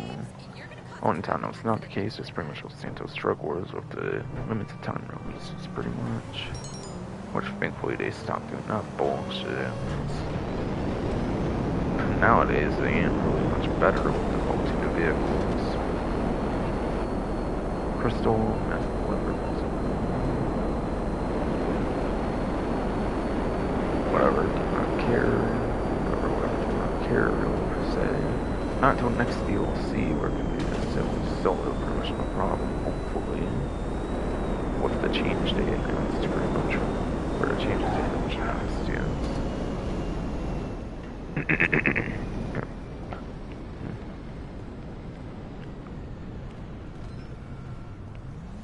Don't wear anything you find Alright, so Simeon's here. But I've only the first vehicle, I believe, here is on discount, and the rest are full price for a call. So that should be the Michelle GT on discount. With the Grotti GT 500. Kniss Seminole Frontier, the Peepister Comet, the one from Day One Game, and Dinka Akuma, also a Day One vehicle. Should be the ones on full price. Should be the ones on full price, yes.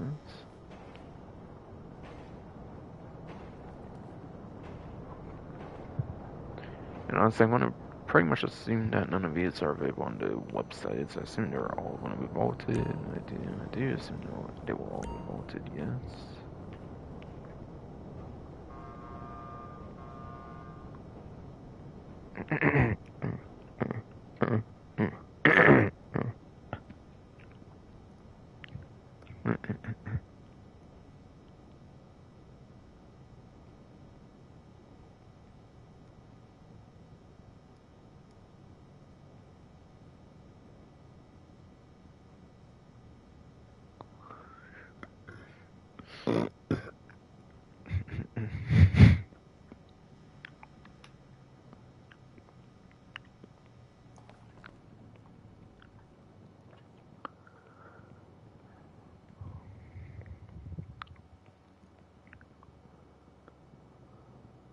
I'd say yes.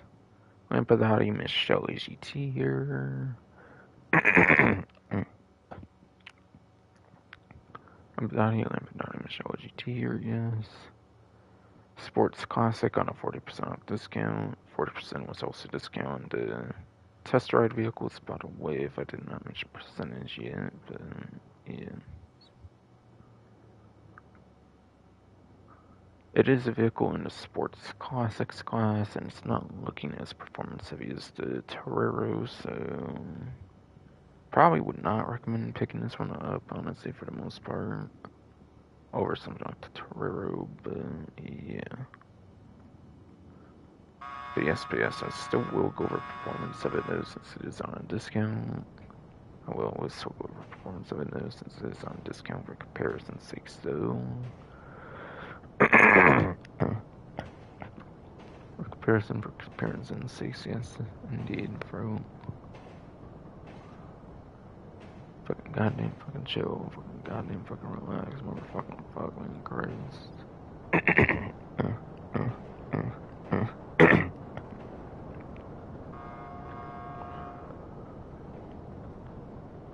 Right, according to a spreadsheet, the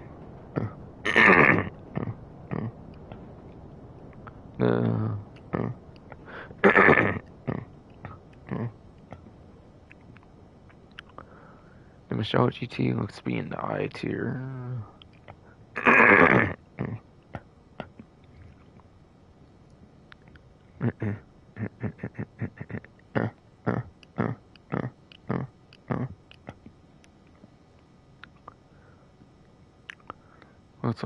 Let's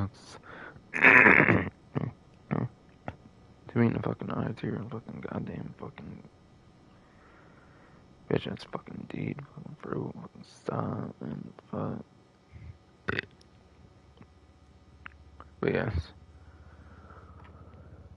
Lampadati Michelle GT. It's in the top of I tier for Sports Classics class. It is in the top of I tier for Sports Classics class, yes.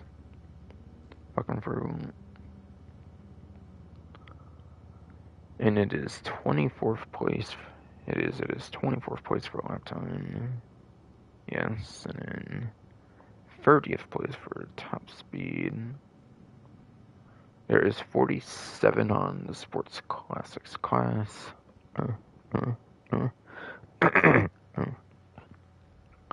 There is indeed 7, not 7, but 47 Sports Classic vehicles, of course. So that means it's just barely below average on the. It is. Yeah, it is just barely below average, basically, for the whole entire class for the lap time. Top speed easily was below average for the top speed on the other hand, yes. So I do not recommend picking this up for performance.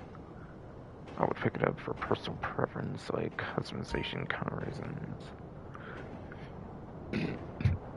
I would pick it up for personal preference, customization kind of reasons, yes.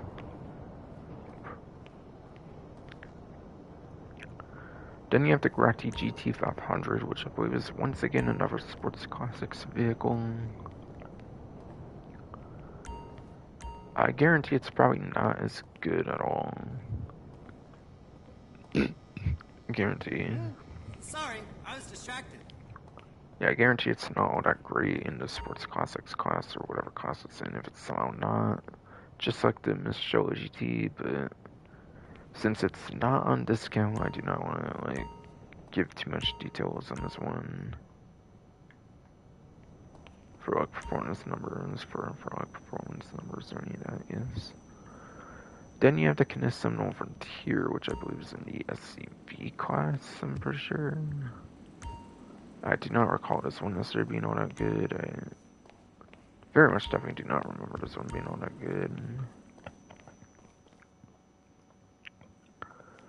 It's kind of like an older version of the Seminole or something like that from like day one of the game or something, so like if you care about the little bit of nostalgia we had with the name and whatnot, then I guess that could be a slight reason to get it. Just guess that could be a slight reason to get it, yes.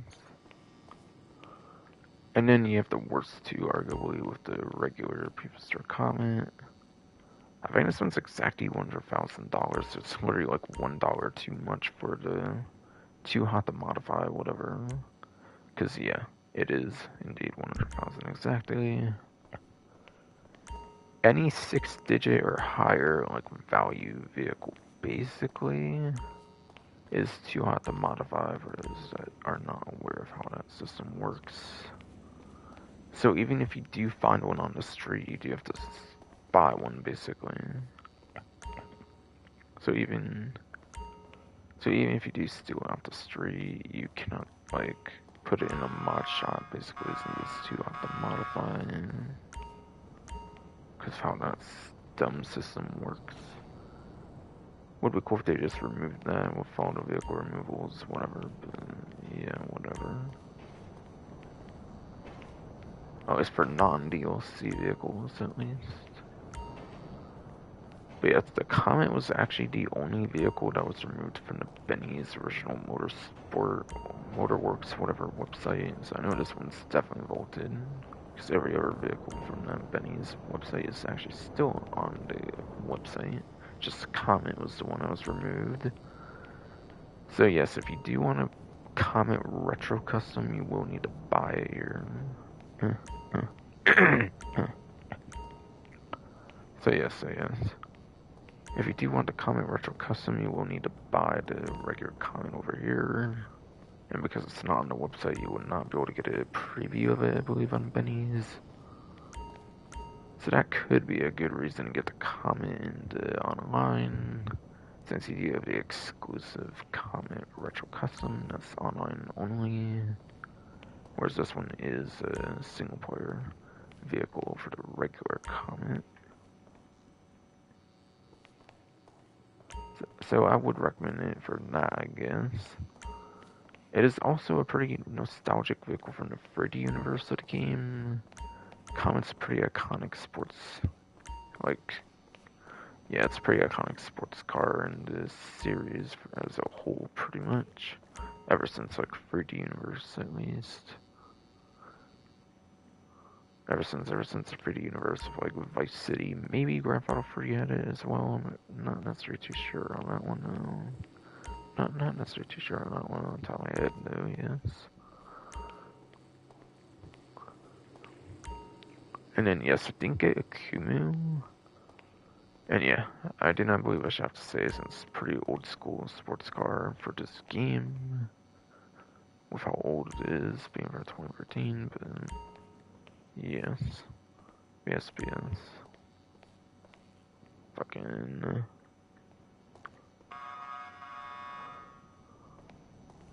I was gonna say something, right? Okay, I might have forgotten what I was gonna say, fucking damn it.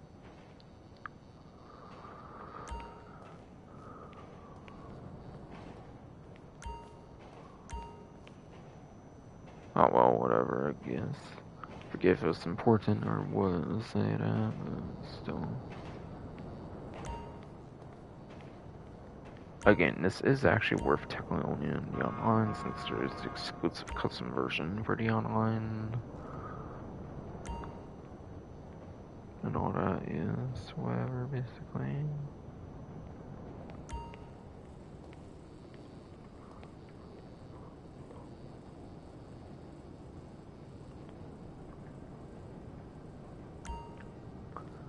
Oh yeah, I think I was going to talk about performance of this one, kind of, like predictions. Again, it's not on discount, I'm not going to give exact performance numbers, but yes.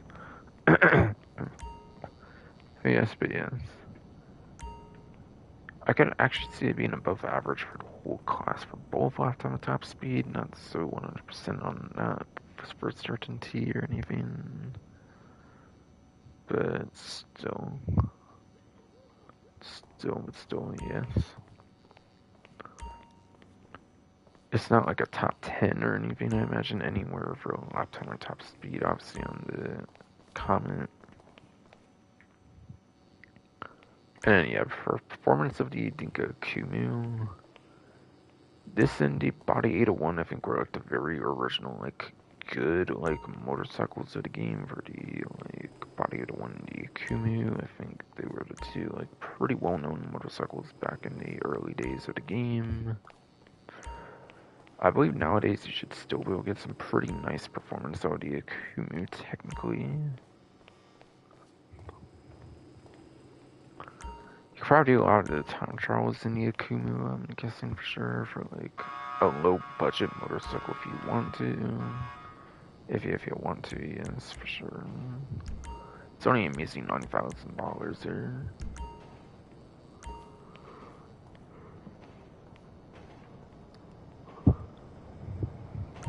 But yes. If you were to find one on the street, of course, you could definitely steal one on the street with the measly 4-digit price.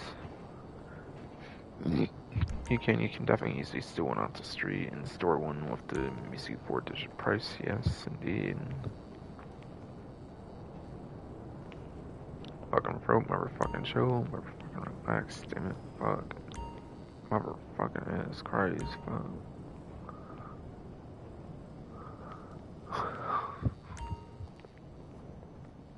But yes.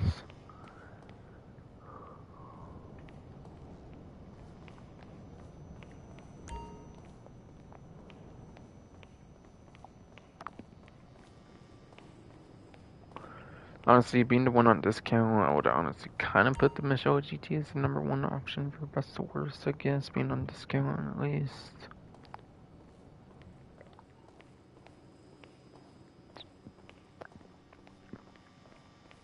Number two option, best to worst, I feel.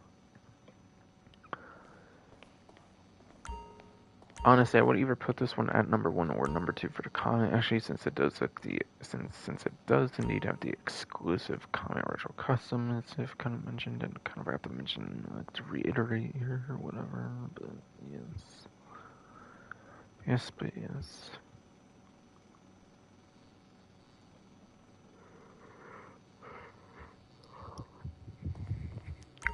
The average vehicle, I would say, for the list. Even though it's not online exclusive, I think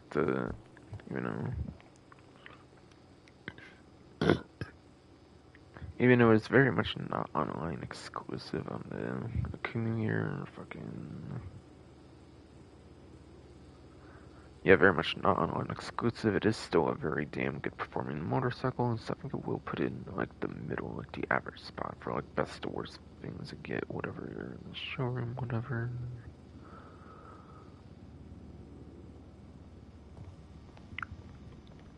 Honestly, I think I'll put the Seminole Frontier as like the second worst, I would say, between all these vehicles.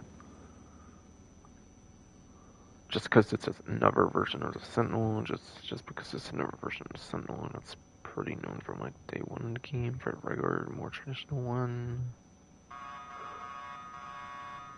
And then of course I'd make the worst one, I would say, on the list here for the Grata GT 500. Because it is a sports classics vehicle that was put on the... It is a sports classic vehicle that was put like in the website from like the Doomsday Heist DLC that lacks machine guns, that does not have a machine gun option, so it's not as valuable as like the Comet Safari, for example, since Comet Safari has guns on it, the GT500 does not, I'm pretty sure. So yeah, I'm gonna put that as the worst option. So again, how I rate the vehicles, I seem to be getting pretty tired or something. #1 kind of pretty much for Michelle GT because of the vehicle discount. Otherwise, I'd probably put the Comet on top, or like in the second spot, whatever. Since what's it called?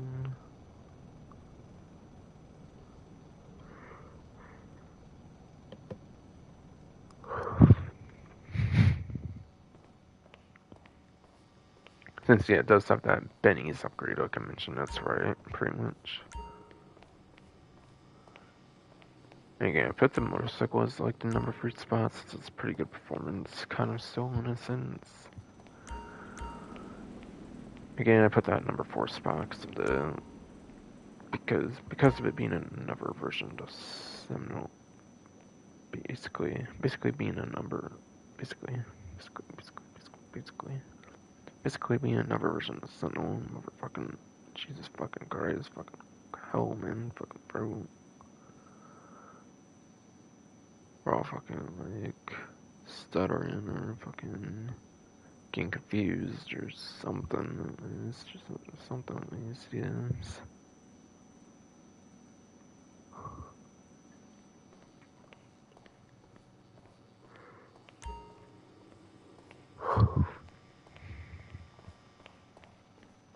Yeah, another version of Sentinel for weapon in the 4th spot, basically.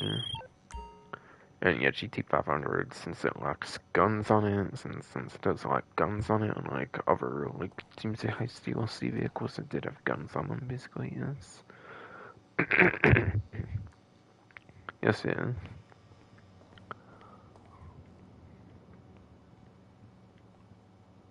Alright, well, I'll go into the vehicle website to see if any of these are on there, basically. Probably not. I assume all these will be vaulted. Looked like it was probably a 2-door in the Michelle GT, whatever. Which I want to say that was from like Severn San Andreas Super Autos, Super Sport DLC, whatever the hell. Whatever the hell, yes. Basically.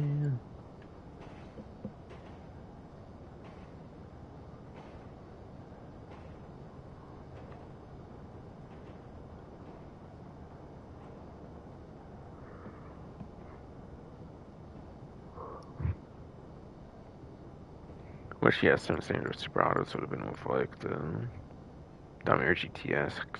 Would have been with Domir GTX and like the Hot Ring Saber. Looks like it's indeed vaulted, since I again think it would have been around here, basically. So it seems to buy the 40% discount on Michelle GT, we'll have to go over to dealership if you want to have that for any reason, really. For any reason, really, yeah.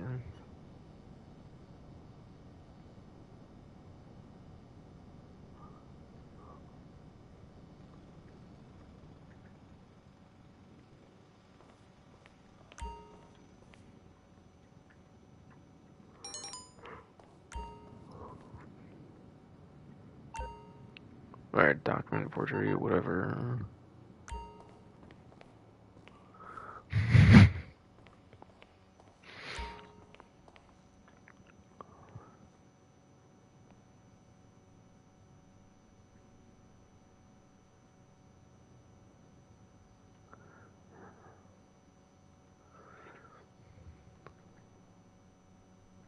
Yeah, again, I think GT500 was the Doomsday Heist one, so it would be around that point from earlier that I pretty much explained, yes.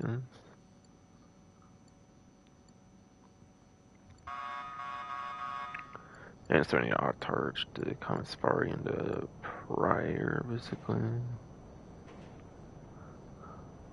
And Prior, basically, only is for the Doomsday Heist vehicles, for Legendary Motorsport 2 doors.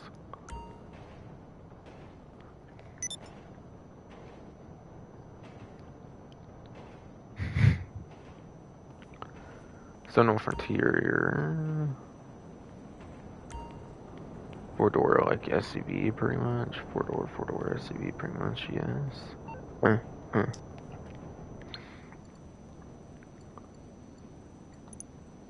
I believe it's from Los Santos, like summer special or something too, like from summer 2020, basically.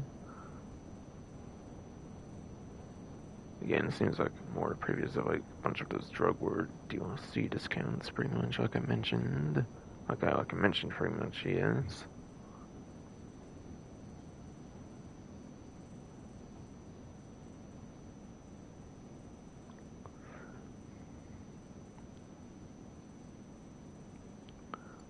Los Santos Summer Special 4-doors would be like pretty much, yeah, that'd be after the Sequoia, basically, like above the Sequoia, basically, and like before the STX, basically. Or wait, no, That's 2021. Drug Wars was 2022. But wait, no, I didn't say Drug Wars. I said Summer Special, right? So yeah, I was right between the Time Casino Heist and the contract then, yes. Pretty sure it should have been around somewhere like that. So it seems to be vaulted there again. And that's definitely gotta be vaulted, and same with the Kumu, since those are day one vehicles and easiest candidacies for removal on vehicle websites. Two-door legendary, surely pretty much at the bottom it would be. Pretty much at the bottom it should be, yes.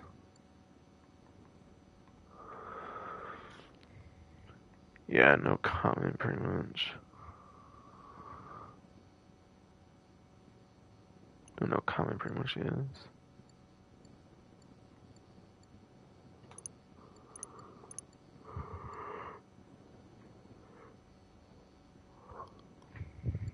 And then, yeah, the Akumu is obviously from day one of the game, just like the Body 801, so it's not there, obviously. Since all but the Body 801 basically have a DLC name on it. Basically, yes.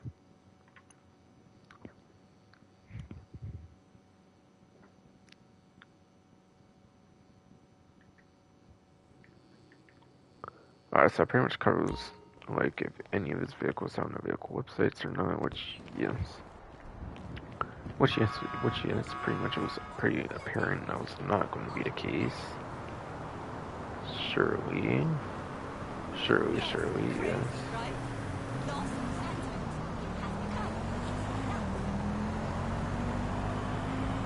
So it should be every single showroom covered.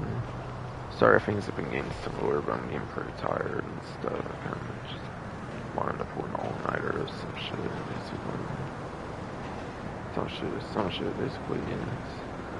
Well, I've been trying to do that for so many days now, and just fall asleep and not to be on my chair and be on my bed and my job just flip asleep. Being tired, huh? Every single showroom should be covered already. Every money opportunity has been technically covered in some capacity. Again, I pretty much said it, like, no other comments about the data leaks, so it's pretty much any other ones I'll talk about or anything pretty much. Though I could kind of expand a little on that, I guess. Again, you do need the agency out for that $2 million mission thing. And yeah, you go in the agency, obviously on the computer, whatever you should do there. How to set that for how to stuff that for anybody who might be new to it for a week or something for any reason.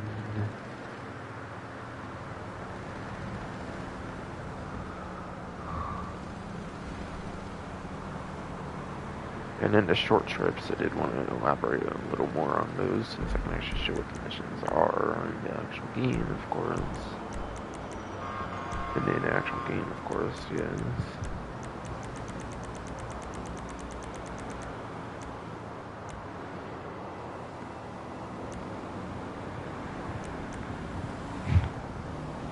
But yes, short trip seed capital is the very first of those short trip missions. Basically, it's basically the introductory mission, being kind of introductory mission in essence. Pretty much one of the easier ones, certainly. Basically, yes.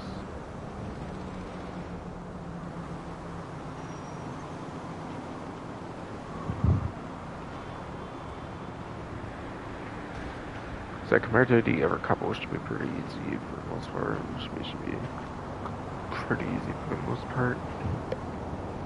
Yes, indeed, fucking stupid ass fucking ass bro, fucking chill. Fuck.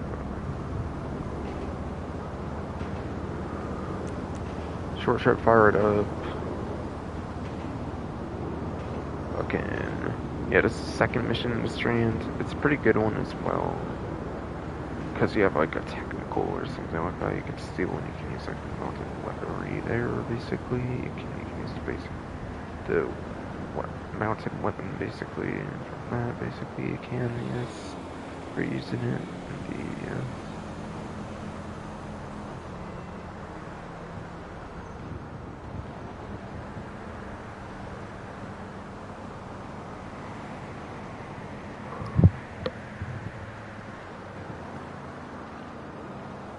And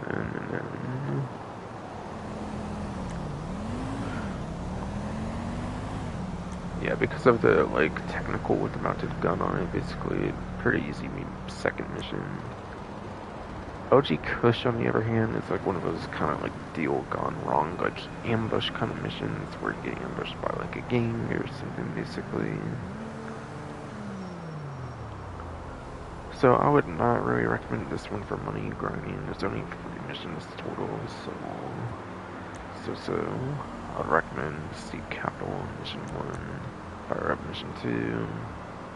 Again, keep in mind, you do have limited weaponry, limited vehicle usage, limited vehicle usage, yes. Limited recovery, like with this, or not recovery per se, limited vehicles, limited weapons, basically, yes. Yes. Fucking goddamn, fucking bitch ass fucking dude, fucking goddamn, bro, fucking stop making me so tired of being a little bitch, man. Fucking damn, man, fuck. Damn it, man, fuck, yeah.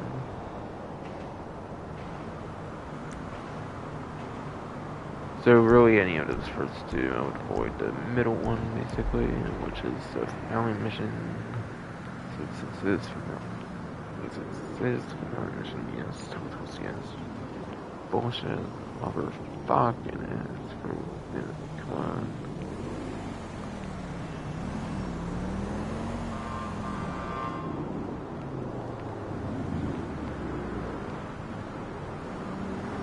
And yeah, I do not believe you can do that in a playlist. I assume you have to do them all on hand, since it's a pretty story-focused, like, set missions or whatever, basically.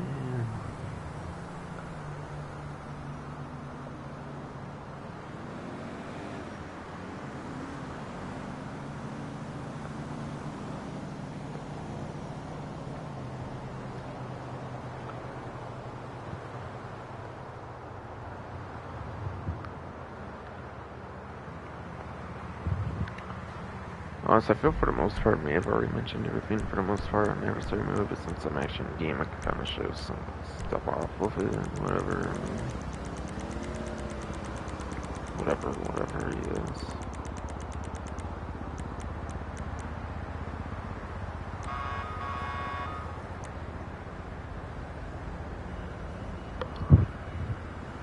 yes. Gen. Fucking Sumo Remix, I think, is permanent in the game since it's like pretty much the most popular adversary mode, or one of the most popular ones. But yeah, you do have a player count of up to 16 players, so the money can definitely be pretty respectable, for sure. Can definitely be pretty respectable, whatever it is. $2 later.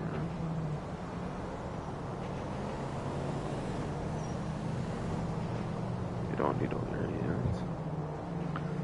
So yeah, 16 players up to first map, Pacific Ocean, same second map, third map, Fresno, fourth map, Switch Beach, fifth map, Paleto Forest, sixth map, Paleto Bay.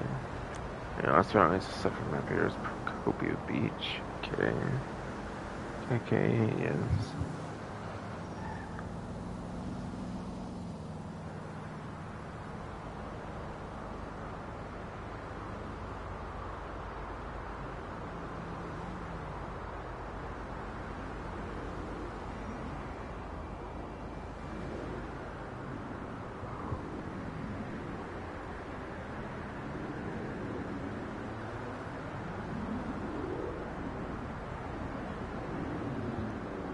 But yeah, again, I would not expect to make more than like a couple $100,000, whatever, on the adversary moon, no matter the amount of times and stuff, and like how that one's probably right here. Well, I guess that's pretty popular adversary moon compared to the others, like I said. So this one could be quite well. I would say this one can go quite well in terms of money, to be honest with you. Counting for 16 player count, the 16 player count is beat on.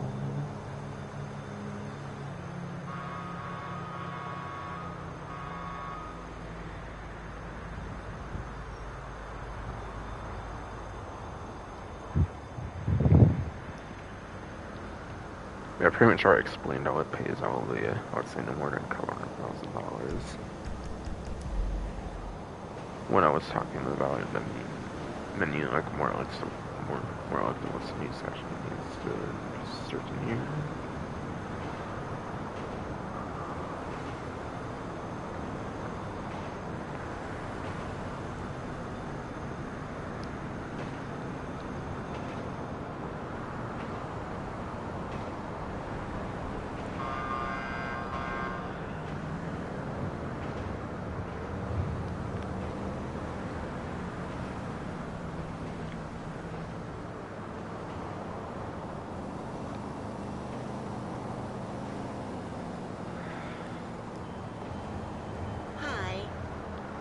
Alright, yeah, that pretty much does it, I would say, for money opportunities.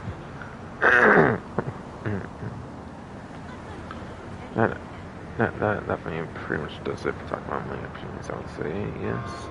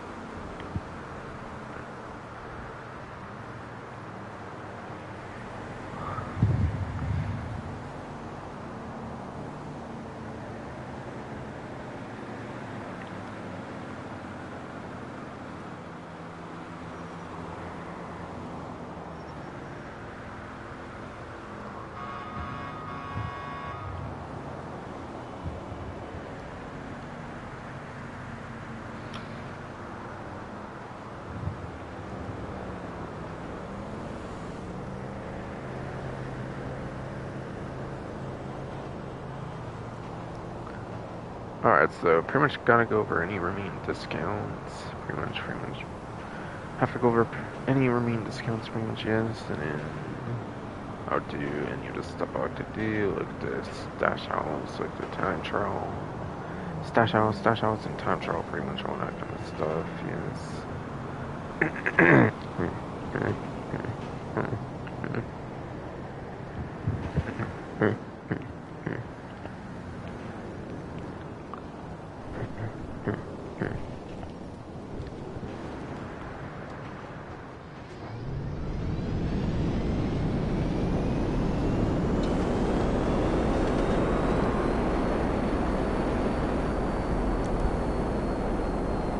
Oh yeah, it's an exports vehicle right here.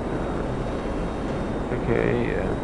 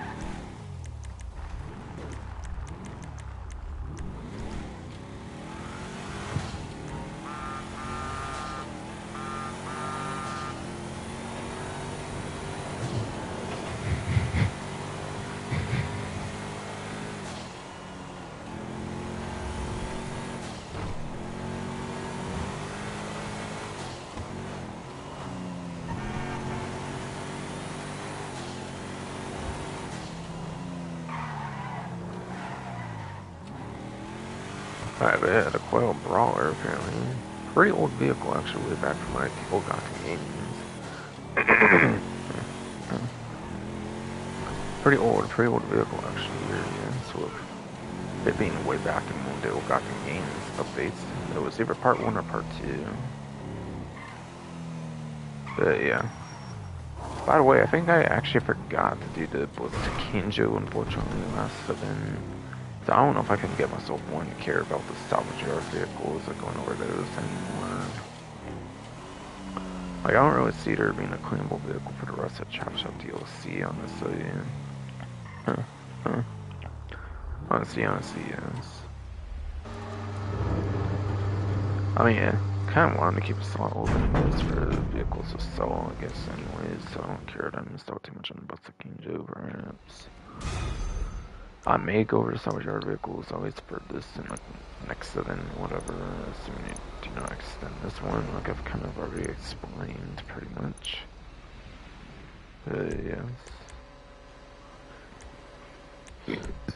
Yes. But yes.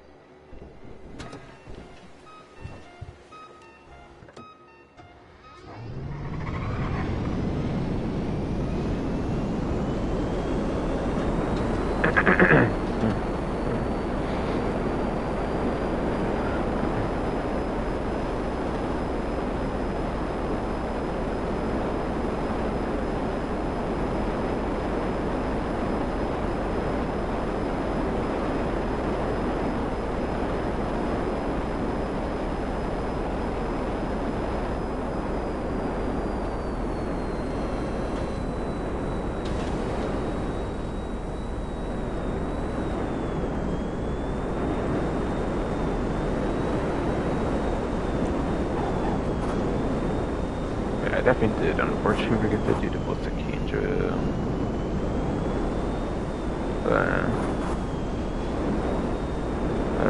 Whatever. I hear it's not even a great driving experience on it anyways, I hear the driving experience is not good on it for a Golf roughly 152 and the Ballistic Kinjo though. It could be wrong though. Could be wrong though, but still. It was a vehicle in a pretty unique class and stuff. Class that does not get a lot of vehicles and stuff I wish I would have remembered. Yeah, it's empty, so I forgot over it. Did definitely forget, that's unfortunate. That is very much unfortunate, yes. They don't really go over these on the news wires anymore, but still, at least for the next couple times I will. Alright, so the Vapid LE apparently is the first one on here with a max sell value of $268,000 and a salvage value of $214,400. Was this one like San Andreas Super Sport Series, like whatever update from like early 2018? I forget honestly though, yes. Besides for that, there's the benefactor Sterling GT. Besides for that, there's the benefactor Sterling GT, yes indeed though. With max sell value for $5,000. And then a salvage value of $276,000.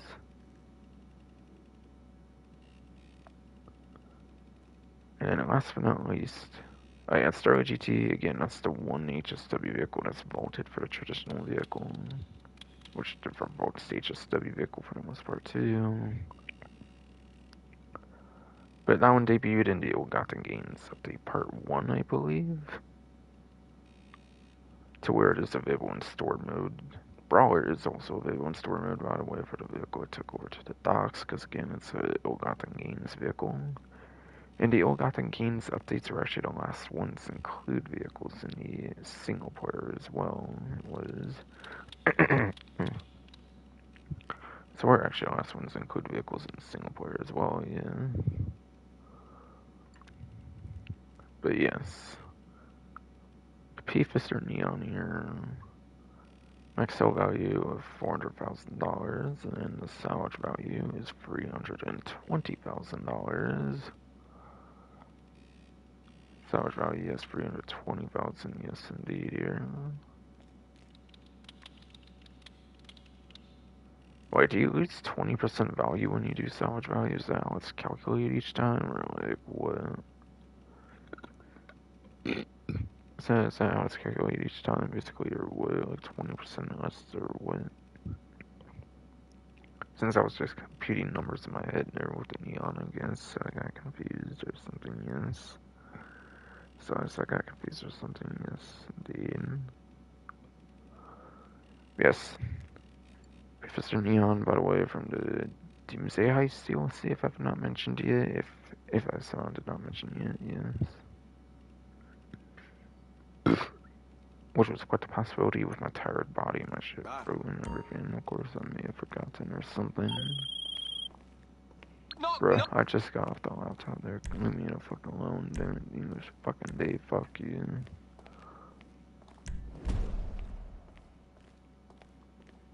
But it sucks I forgot the vehicle for the Blitz Kinja,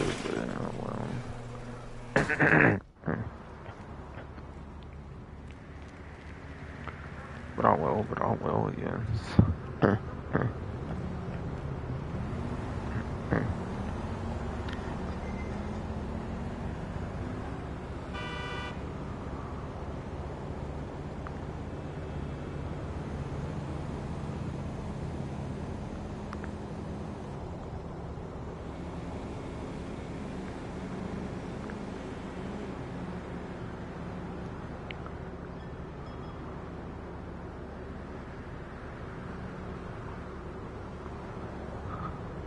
Oh, yeah, sorry, agency actually has plus discounts too. Sorry, that's right, agency actually has plus discounts too for the property, yes. Because apparently on the newswire they actually put 50% off if you are a plus member. If you are a plus member, you get 50% apparently for the property discount. So again, I was on Dynasty 8 Executive. So, yes.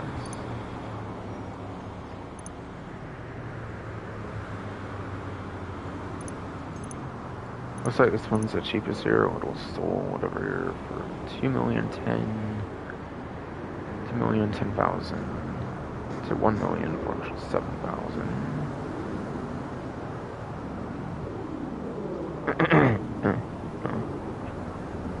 As for 30% off, you can get one for just a little over 1 million actually for the basic property if you are a plus member with a half off, it looks like. After all. This one's 2,145,000 to 1.5 million, whatever.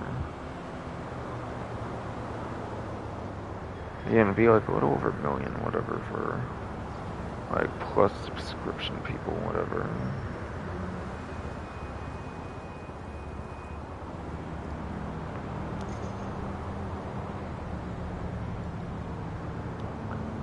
And then Rockford Hills here, 2,415,000 to 1,690,500. Or like a little over 1.2, I think, basically, if not like that, basically. If not like that, basically, yeah.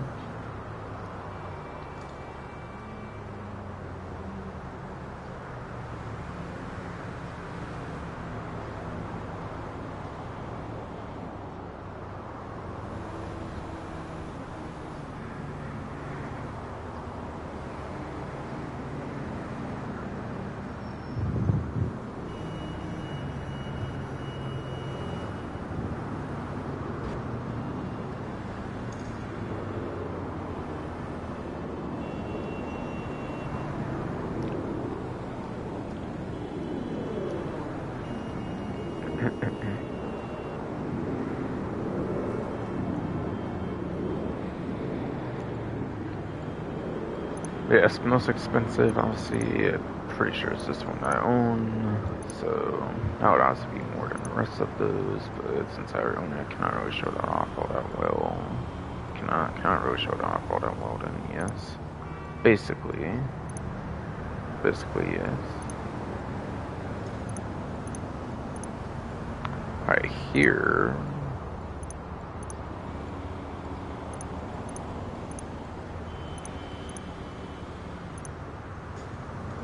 Yeah, are on a discount, just complete cosmetic all there.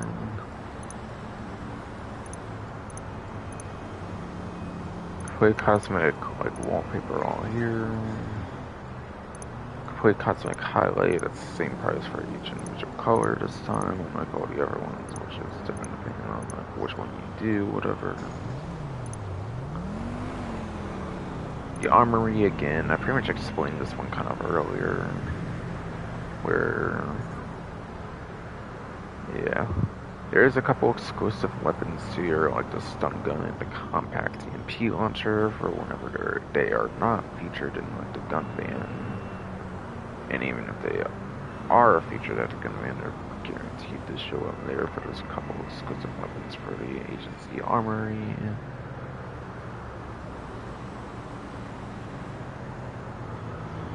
So again, that was the stun gun, which the stun gun is pretty useful for tier 4 career progression, for the survival challenges at least, whatever. Anything else, not very sure. But still, it's good enough use if it's super useful for those. Like survival, tier 4 challenges, whatever, basically.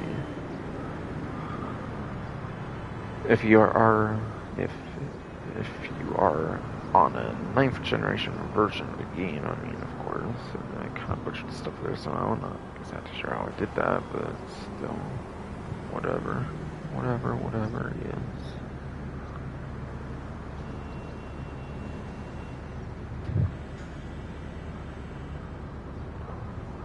In the end, yeah, you can buy armor and like Mark II ammo here. One of the only other places where you can pretty much buy armor, I think, besides for the actual nation, which is pretty cool. And then you don't have to rely on the random like RNG stuff regarding being able to get armor out, like the gun ban, for example. If you are not a plus member, where it's not like automatically blipped, whatever. So the armory does have its nice uses for sure, even if it's not as good as another one, which I pretty much suggested earlier. Accommodation, again, I believe that's what lets you spawn in the property, which I pretty much mentioned in the main menu, I'm pretty sure. Again, if you're going for the 200, 201 like security contracts, I would highly recommend doing this. Even without necessarily going for that, there could definitely maybe be some pretty nice uses with that too. Maybe that, for example, could help with speedrunning the Dr. Trey, the data links, whatever it is, the data fucking goddamn chill. Fucking goddamn relax. Yes, indeed. So yeah, accommodation being able to spawn there, that'd be pretty nice. Not as good of a spawning property as like the office garage do, or the CO office, I mean, since you cannot spawn like weaponized helicopters, you cannot spawn like even a simple buzzard as weaponized, for example. It's not as good there, at least that you cannot spawn like certain weaponized stuff, whatever. Still,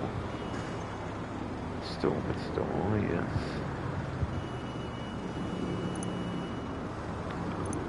And then the vehicle workshop here from like the 800,000, whatever, 560,000 for 30% off, whatever. Again, the vehicle workshop, they've been adding like a money tech vehicles ever since like they first released. From what I could tell, it seems to have not broken after one DLC. Seems they've not broken from it since like the very first DLC they did them, like I pretty much mentioned earlier in the menu. Minetech has like the armor plating, the doors, glass for certain vehicles, all from much machine guns, again, all certain vehicles, all, you could pretty much argue that for almost every feature, that's only for certain ones, whatever, basically. Basically, yes.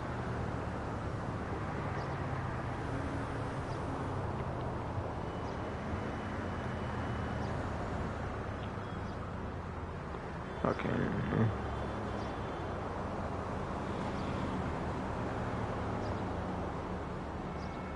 What's this all called then?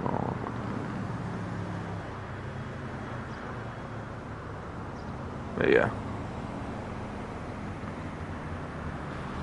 Again, you do get to select mines, and then you do get the typical mining tech features, which typical mining tech features are the missile lock and jammer remote control unit.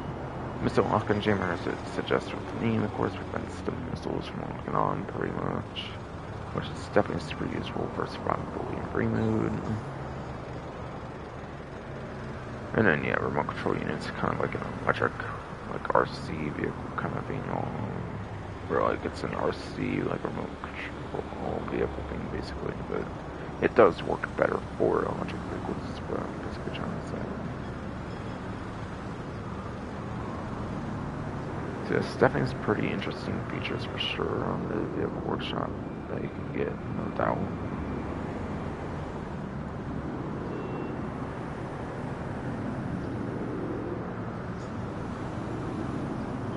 And yeah, electric like vehicles have got better armor than the non-electric ones, since there's like some patrol tank gimmick taken out or something on those ones because of how electric vehicles work or something.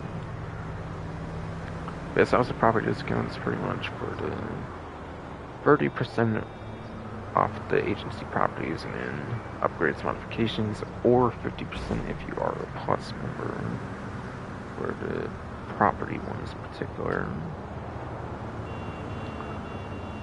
And yes, it's going to be pretty much a bunch of vehicle discounts from there.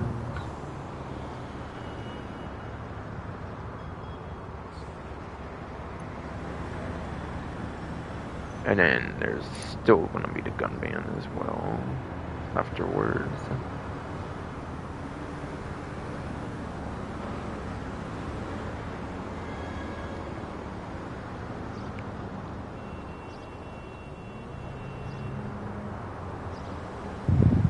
Looks like there's nothing for the Arena War website there, basically. How about Benny's here?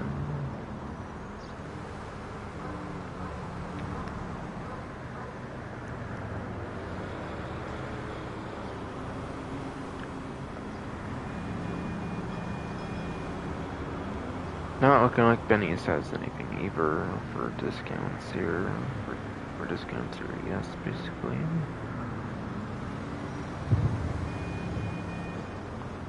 Yeah, pretty sure there's no aircraft stuff here, so no elitist basically. So no elitist basically, yes.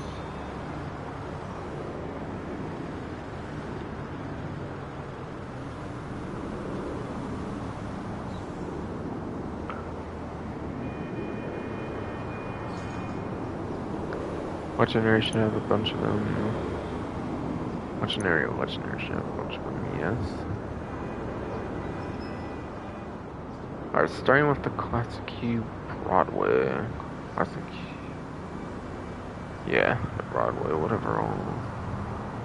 Classic Q Broadway, yes. Stop butchering the mediator, basically.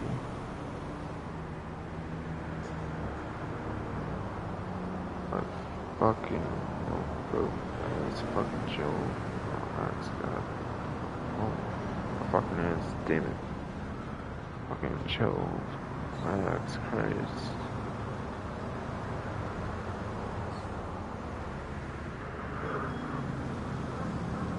Yes, the Broadway. According to the spreadsheet, it's one that's in the muscle car class, I know that for sure. Definitely not pretty good performing at all, I'm pretty sure. Yes. Broadway.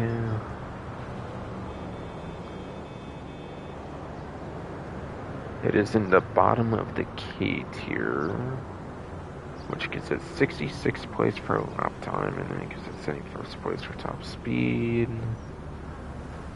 And it's a grand total of like 84 on the muscle cars, so that's below average for both autonomy and top speed. It is very much bad for autonomy and top speed, whatever he is, for sure. Being in the later half of stuff, he is.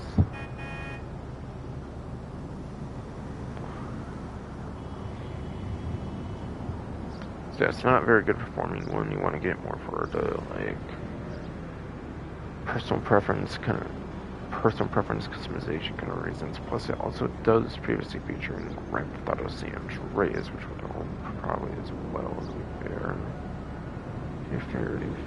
Yes.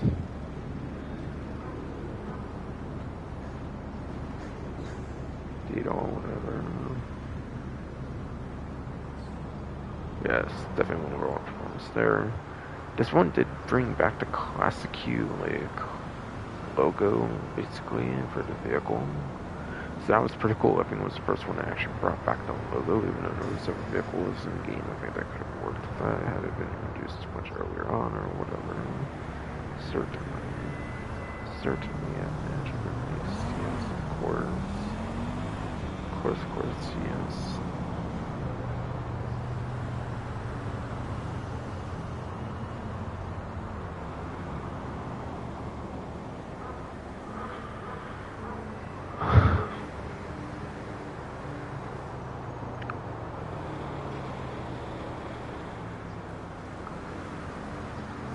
Kind of looks like it was pretty much the only two-door like legendary discount there. Actually, it looked like it definitely did. Yes.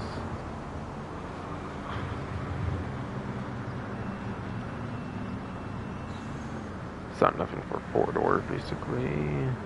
Actually, it seems that that's pretty much it for the discounts on legendary already. Just Classic Q Broadway, it looked like, from the website itself, at least. That was not already bolted.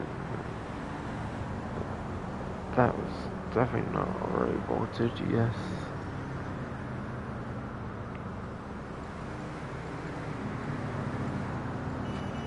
Or stock, I'm pretty sure, is nothing, if I'm remembering correctly, since there's not really too much interesting vehicles here. If any, really, for discounts in particular.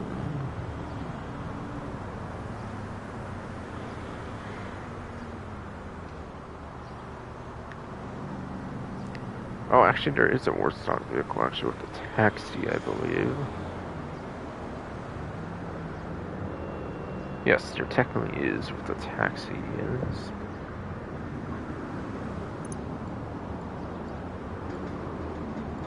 Alright, so I do not necessarily feel like going over the performance of a taxi of all vehicles. I'll probably go over more the money-making capabilities of this one. Since, yeah, service vehicle is not a very often used class or anything, yeah.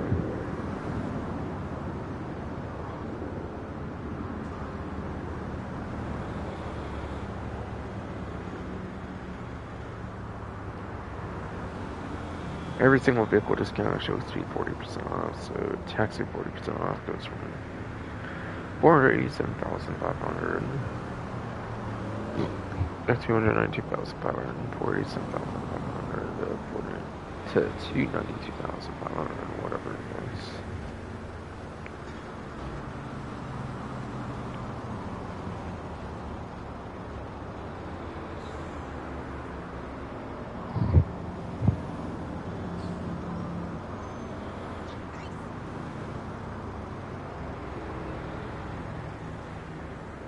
Taxi there though, yes.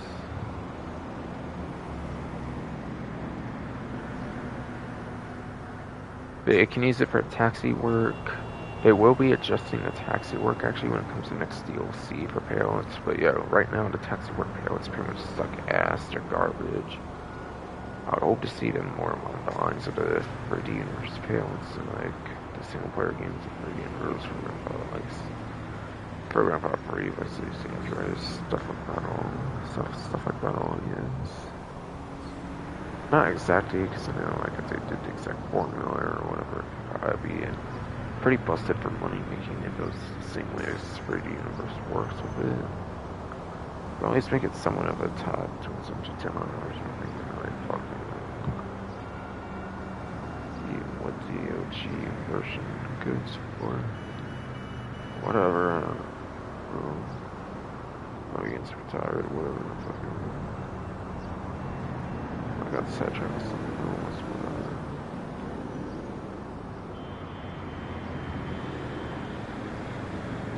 I don't know, I think I was just talking about the palettes or whatever. Reading versus how I like them to work, whatever. Later on, if they ever dwell on that possibility, whatever, again. Oh, whatever. Does taxi for taxi work pretty... I mean, it's decent-ish enough, I guess, for what it does, obviously, for sure. Yes, taxi should have been the only one there. No boats and no cycles, definitely not, for sure.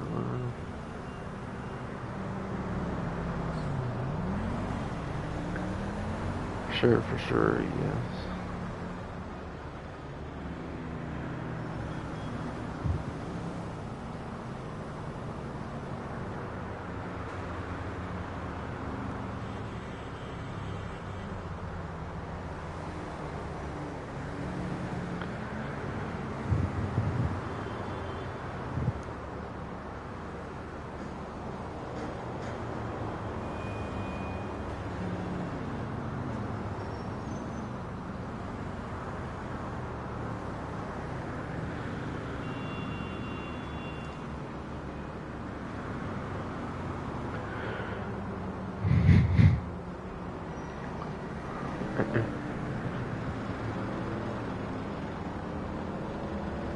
So yeah, solid should pretty much be on stubborn from here, and that needs to be covered.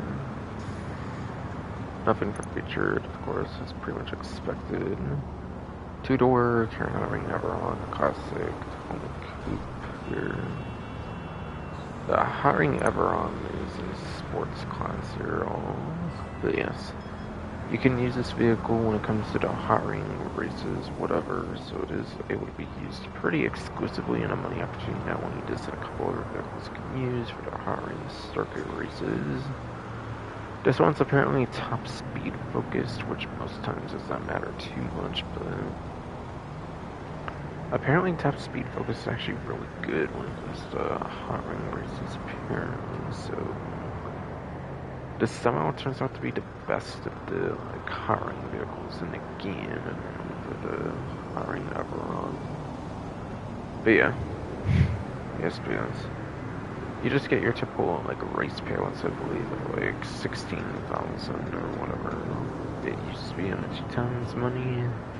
I think nowadays it's 25,000 or something like that on the 2 times money for completing. Yeah, 25,000 or something for fully completing whatever. Hiring a race, whatever. Yeah, because that's a typical race formula, whatever. Bill usually pays 25,000, you know. If they were put on a 2 times money event or something anytime soon, I mention that, yes.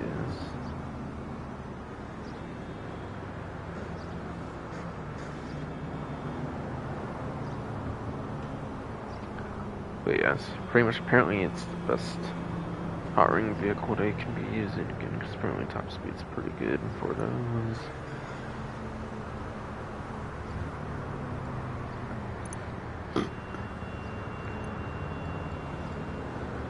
Yes, 1,342,500 to 805,500. It looks like on a trade price, whatever the Everon.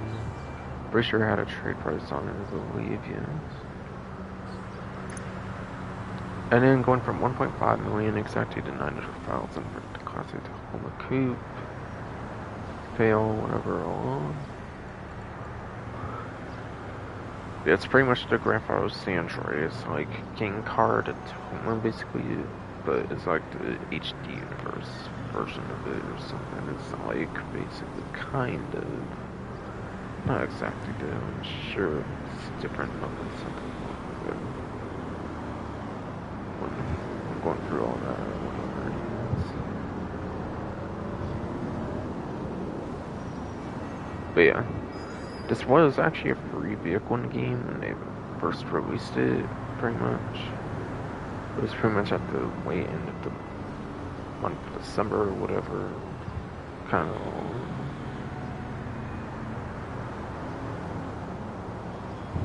Well, kind of wanted this on.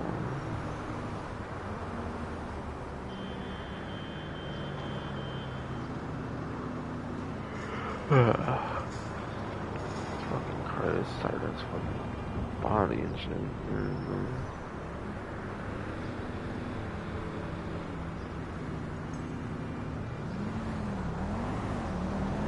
But it was a free vehicle when it first released around the Los Santos Drug Wars DLC, yes. So honestly, anything that's not like free or basically looked off on, basically, so feel free to do whatever you want for that kind of thing, basically, yes.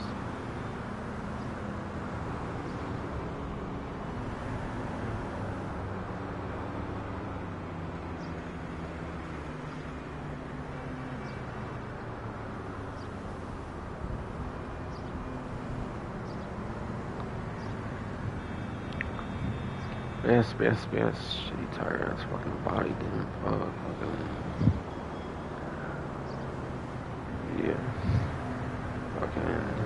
This vehicle is basically a ripoff at any parts it does for free, because it was given out during the. Okay. It was basically given out when it first came out, basically as a free vehicle for the Festive Surprise. Yes, Festive Surprise 2024. Or not 2024, but Festive Surprise, whatever year, like previous year, whatever, basically, yes.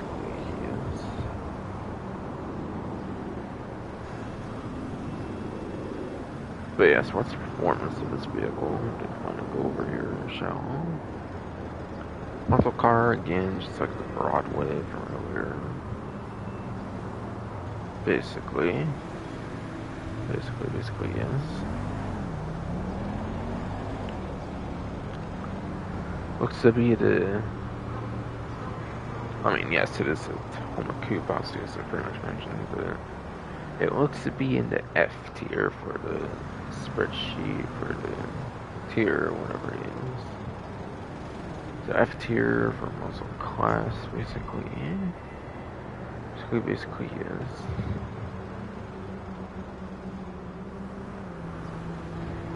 And it looks to be 39th place for that lap time. And it looks to be 39th place for that lap time, yes. Which is a below average lap time for the whole class. It looks 70-ish vehicles, whatever, or 80-ish. Maybe it's 80-ish, maybe it's not. Actually. And then you get 43rd place for top speed, okay. 43rd place for top speed, yes indeed.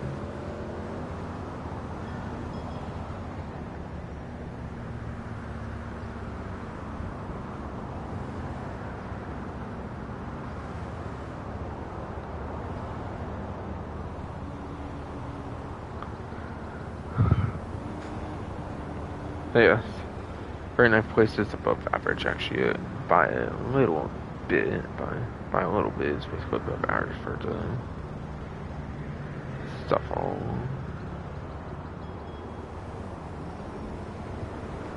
It is basically above average for the lap time for the Tacoma Coupe being like 39th place, yes, basically.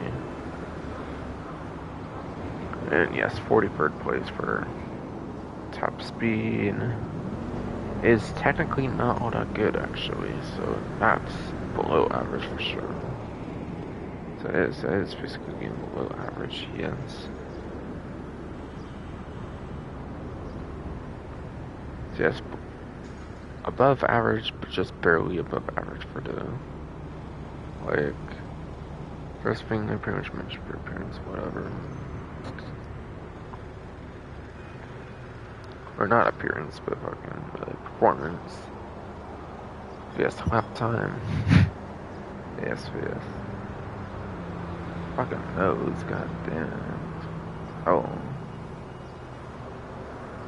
SBS was given as a free vehicle when it first came out, and was surprised 2022 tired ass body for cars. And it is above average, just barely being 39th place out like 80, like 4-ish, like muscle cars or whatever. Then yes. Then below average is the top speed for the vehicle. Top speed for the vehicle below average for the entire muscle car class, yes. But yeah, it's pretty cool for a back vehicle to Grand Theft Auto San Andreas. Definitely very cool for a back vehicle to Grand Theft Auto San Andreas, yes.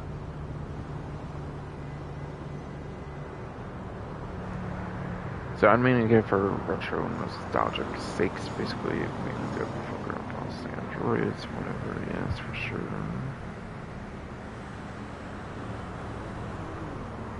For sure, yes.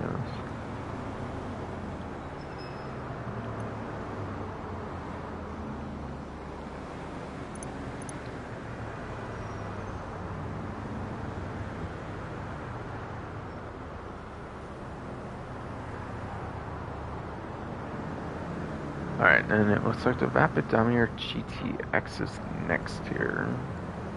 From 725,000 over 405,000. Forget if this has a trade price or not. Yeah. Anyways, once again, another muscle car. This one's time is for the Severn San Andreas Super Autos Sport Series Update, whatever it's called. Whatever it's called, yes.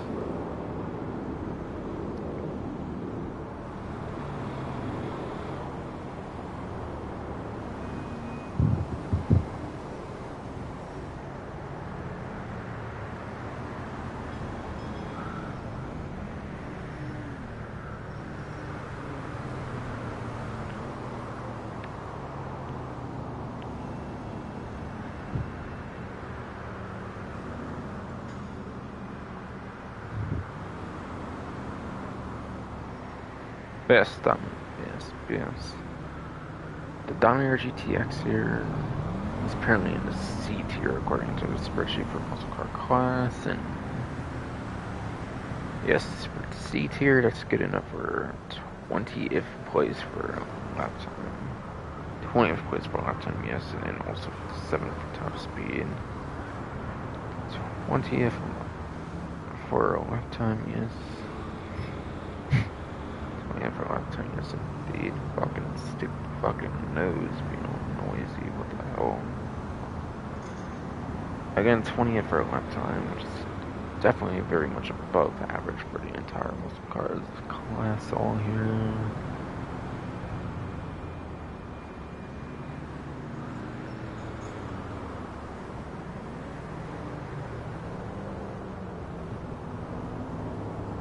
And does seem to be 57th place for that top speed. Again, seems to be 57th basically of fucking top speed. Goddamn fucking D, the tire has fucking body just stopped making out the damn tire or what the hell, bro, basically. Or yes, indeed. So the vehicle's not too terrible for a lap time, but there's definitely much better options going for it there. At least I would say.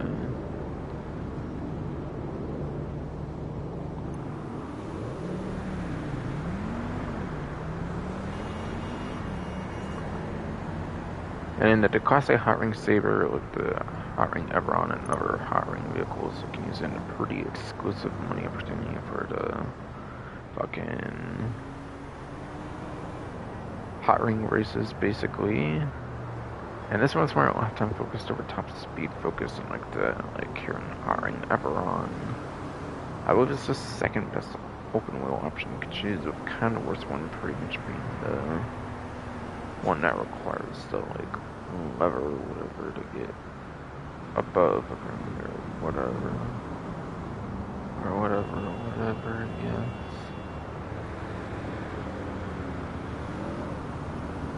Yes, you can use it in those same like hiring races, which I already mentioned. On a double money event, I believe you can get like fucking.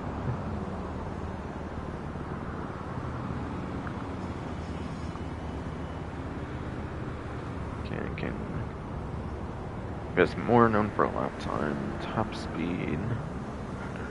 Maybe not necessarily awards for top speed, but apparently top speed's just so important for these kinds of races, apparently. Yes. Yes, probably. That's fucking... What's it called? Fucking...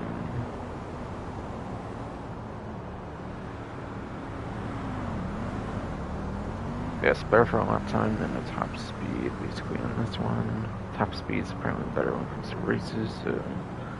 Basically not going to do as good as the hiring Ebron, yes. Like, I think now I kind of finally finished what I was trying to say here, but I'm fucking tired as fucking broken. Or body in the general sense, or whatever the fuck, fucking yes. Dude. Sorry, I mean, so slow, so I'm so fucking tired, so I don't know.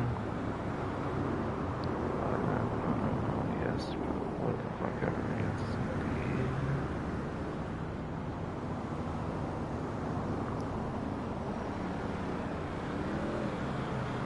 indeed. Yeah, body seems so tired anymore. The auto timer kicks in a couple times on the website, it seems. Yeah, I'm not going over exact performance on the hiring again there, since technically it does have its own money opportunity pretty much. Since it does have its own money opportunity pretty much kind of all, yes.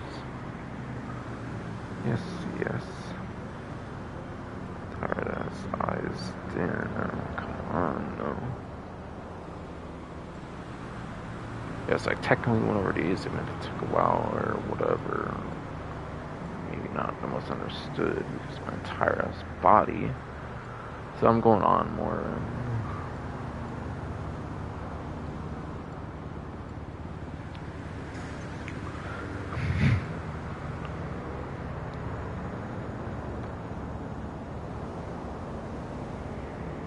It looks like 2 doors for Southern vehicles here is pretty much done with here.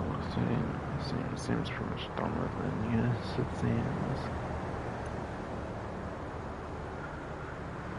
seems, yes. Any 4 doors or any of that? I wonder, I forget. Oh yeah, the BF Surfer Custom Zirconium Journey too. Does count as vans, right? Because like I'm pretty sure the spreadsheet is not currently up to date on this too, basically.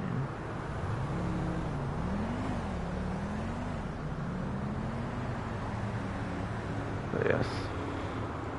BF Surfer Custom is the name pretty much suggests like a custom version of the Surfer. It's like basically yes.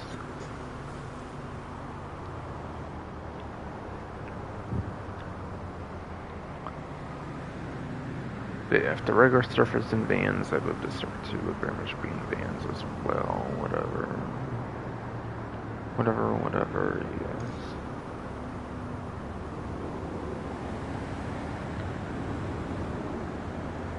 Alright, yeah. Yes, the regular Surfer does count as a van.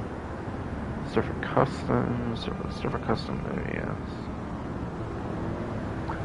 So very much does tend to count as a van. However, the vans,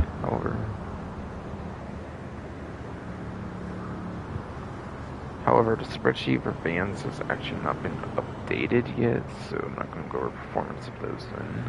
But yeah, Surfer Custom is basically just a Surfer from day 1 in the game, but you can actually do engine upgrades to it, because I'm pretty sure you actually cannot do any, pretty sure you cannot do any engine upgrades on the regular Surfer since it's not ownable or whatever. Then it is mentioned whatever that I am able to whatever.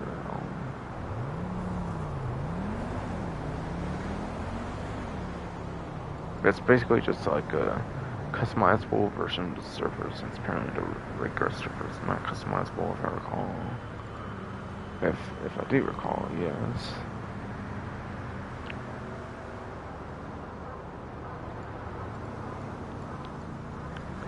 And yeah, Journey 2, it's basically an upgraded version of the Journey. It's basically like a successor to the regular Journey, so it's actually storable and all that kind of stuff, just like this, or custom kind of role, pretty much for example, all it is.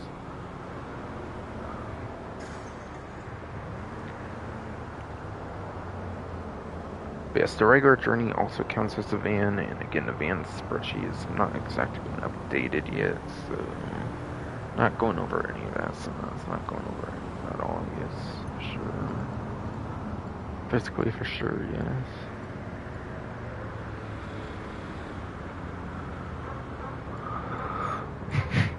Jesus fucking Christ, you stupid fucking nose, what are you doing with that noise, what the fuck?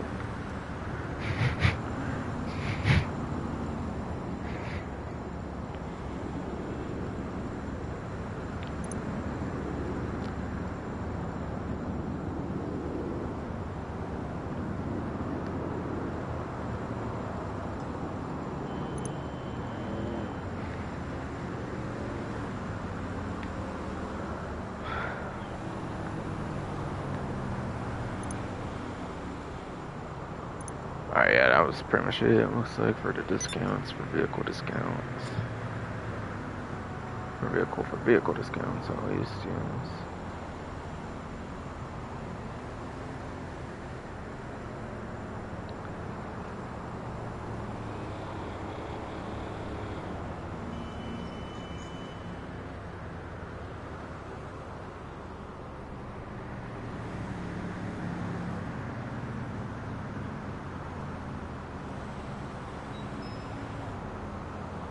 Alright, yeah, that was it for all the vehicle discounts, same with property discounts. So then it's onto the gun van inventory discounts. First of all, I think I will do my stash house here first, actually, though. Why not? Why not? Yeah.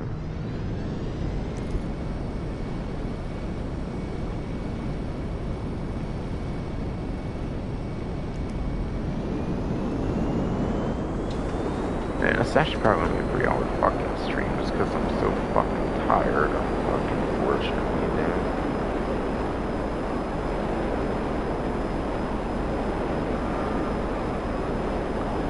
But yeah, I think I actually forgot to mention, by the way, on the Broadway, but the Broadway can actually do taxi work just like the taxi if you have the taxi livery applied to whatever, yes.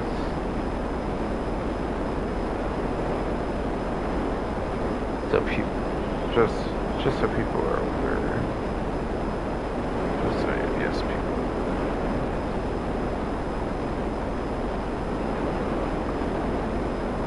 And a couple hot rings can be used in like the hiring races for hiring races, or just like not over the performance numbers on those rings. Pretty much for sure.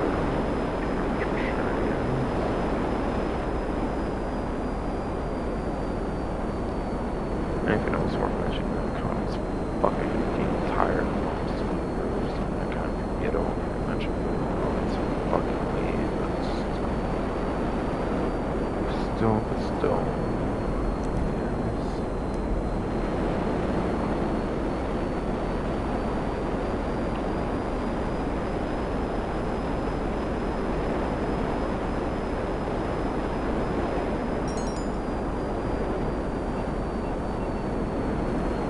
Just, well, a stash house and this whatever, sure, yes.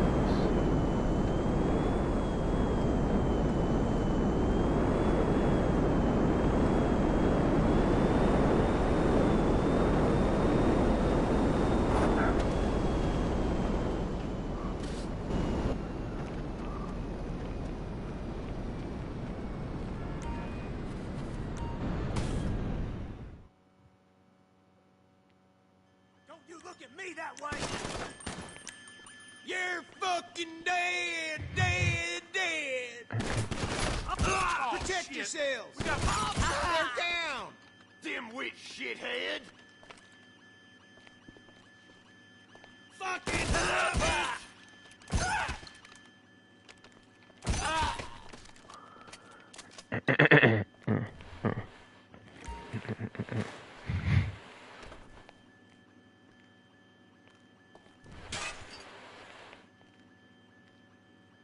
24, 10, 81, it looks like. Okay. Okay, yeah. Some stuff written down and all that kind of stuff too. And that all kind of stuff, yes, too.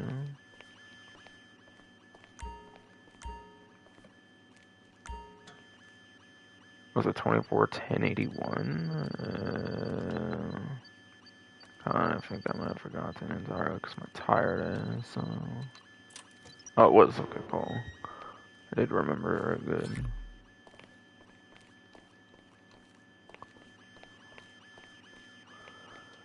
No, my body was not falling asleep on me there, of course.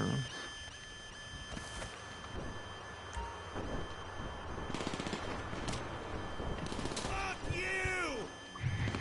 Shit, dick! Look at that dipshit! Yeah, I'm calling it, it'll probably be bunker. Maybe like acid bunker smell, bunker pool or something like that. Yep, bunker again, yep. Because perhaps on my biker businesses there's smell pool.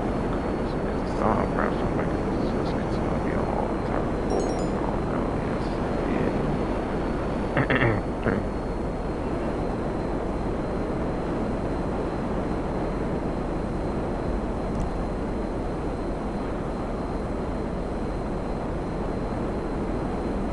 So yes, I am going to the time trial on this Red HSW time trial.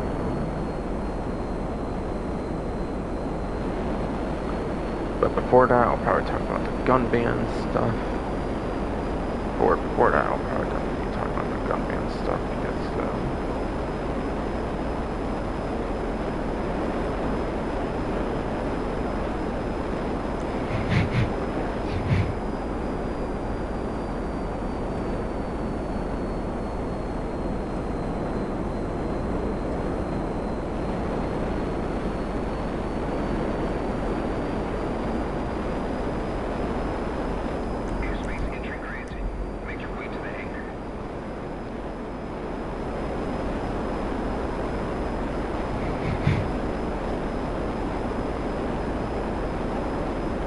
yeah, I do not believe I found the gun ban at all in this live stream here, so far just sure.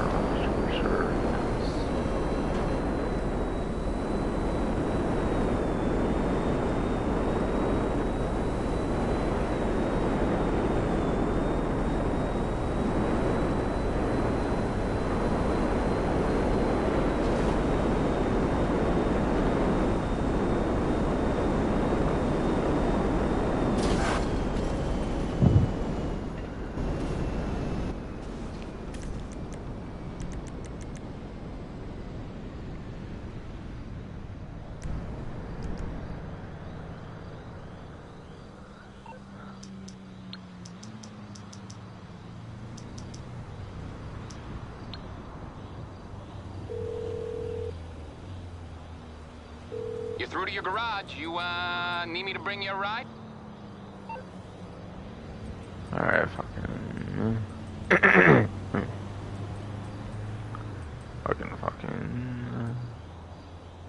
Yeah, the Banshee and Eclipse Tower's pretty right now. It's coming at you.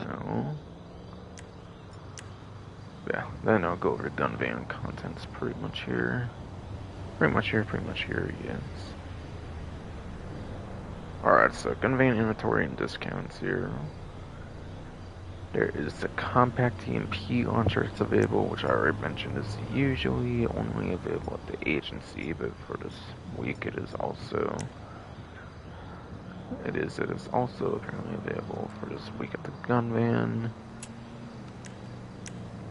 For some reason the ammo decided to glitch out on it, but yeah.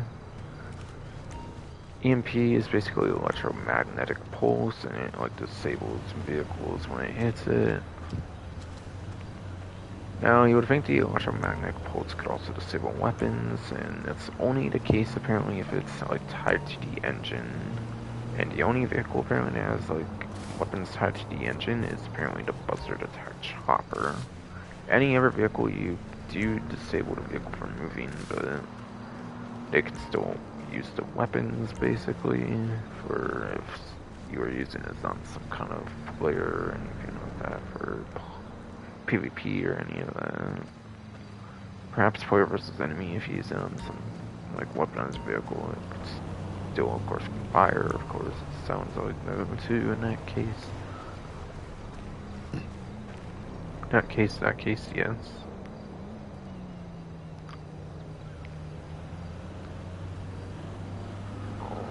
Yeah, pretty nice utility weapon when it can be used well. The problem is, though, it is grenade projectiles and it's not airburst like the up and atomizer, for example, is. So, yeah, not airburst, which is unfortunate.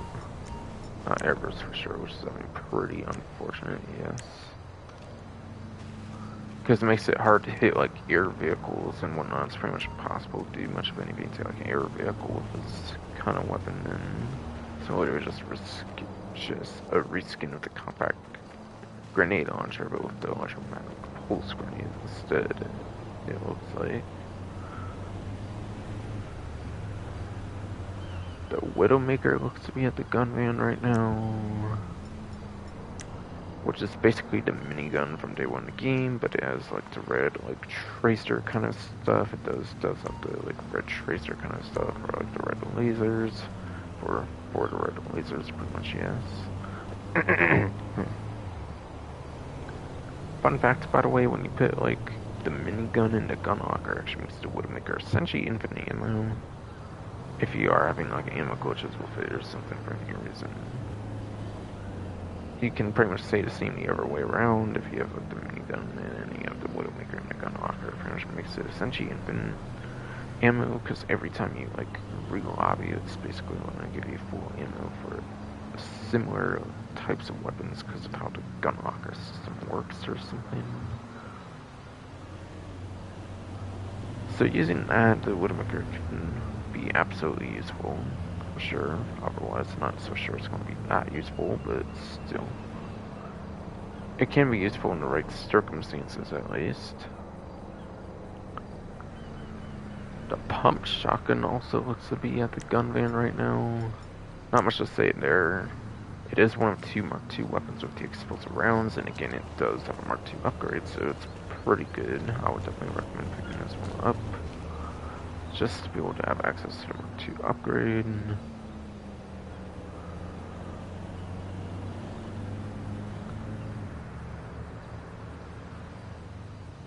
And then last but not least, for non-discounted, like, proper weapons is the pool cue, basically.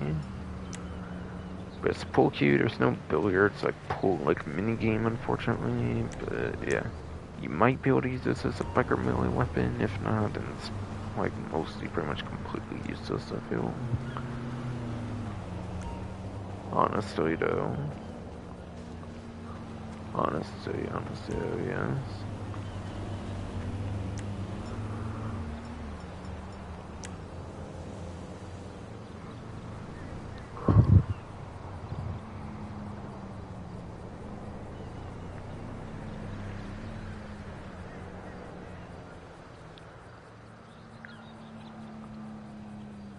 For your throwables this time around, you start with tear gas as a throwable. That's like the first throwable option. Very good for clearing rooms like the stash house would have been pretty nice. Possibly overgrown that stash house, for example, for that kind of thing. For that kind of thing, yes.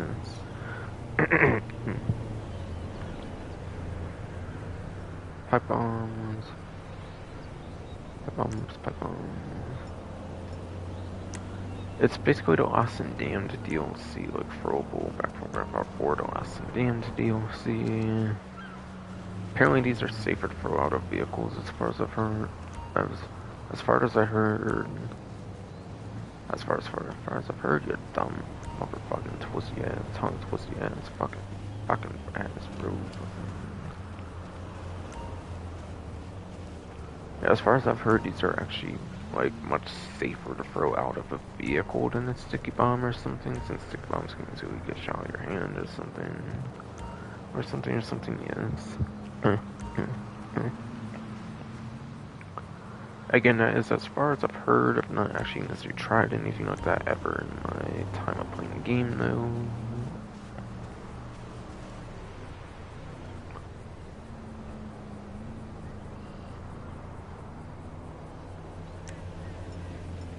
And then sticky bombs, and sticky bombs, yes. You need the sticky bombs to open armored trucks, basically, if you ever decide to do that free mode event. Plus, otherwise, it's something you can pretty much just detonate wherever the hell you want. It is pretty much something you can detonate wherever the hell you want, very much indeed. Which could definitely be pretty nice. Which could definitely very much be pretty nice, yes.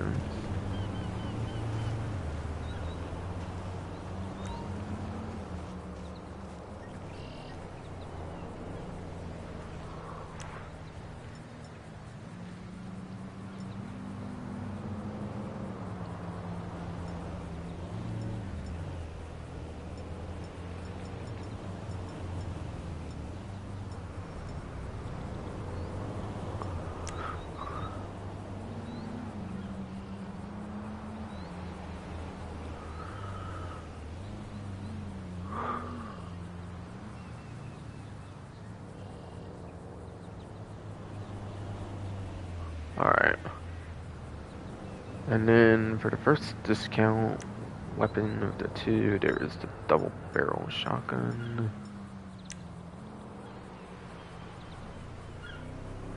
But yes. If you ever played the double down adversary mode, which they only like super recently removed, which they actually only super recently removed the double down adversary mode, I believe. But if you do actually remember playing like double down adversary mode, if you've seen like gameplay of it and stuff, possibly even like that difficulty curve was definitely quite stiff, sure. Difficulty curve was definitely very much strict or whatever the hell I mentioned earlier. Yeah, difficulty curve is definitely pretty interesting, I guess. Yeah, the main thing people didn't know, like, about the, like, Franco Lamar, like, adversary mode is, yeah, Franco Lamar has so many different types of weapons, while attackers only get, like, double barrels and stuff.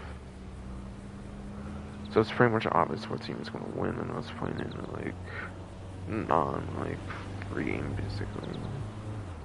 Non-free game, basically, whatever, yeah, so... It's all...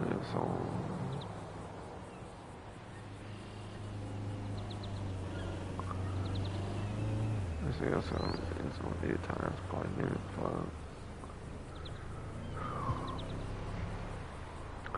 but yeah, if you play double down adversary mode and realize how bad the attacker team would always be on like a assisted aim or something, then yeah, that pretty much exposes part of like how bad the double barrel shotgun is.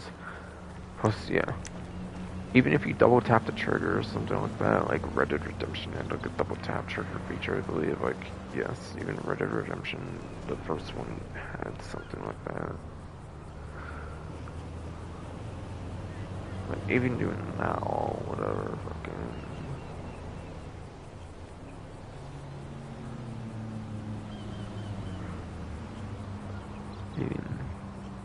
Even having that all, whatever, fucking... Is, man, Christ, our body, man, like, fucking stop, man, fuck. We had double barrel shotgun again. As I was pretty much mentioning, there is the gimmick thing like Red Dead Redemption, there is. There is the gimmick thing like Red Dead Redemption, probably other games as well from Rockstar, obviously like Red Dead Redemption 2 even probably. And whatnot, where, yeah, it's pretty much known if you double tap it, like in Red Dead and whatnot, it actually shoots both barrels. However, GTA Online it actually does not, however. Yes, however, unfortunately, GTA Online does not, like, allow for that, unfortunately. crime scene or whatever. The game walker I've been playing after lately or whatever it is. Fucking. And last but not least, for the proper weapons, for the last of those discount ones, is the Tactical SMG, 30% off for Plus members only for that one. But yeah, still for a shotgun, yeah. Pretty bad since you cannot double tap it to shoot both barrels at a time, so it's not a very good weapon addition, unfortunately, I will have to say. I will have to say, yes.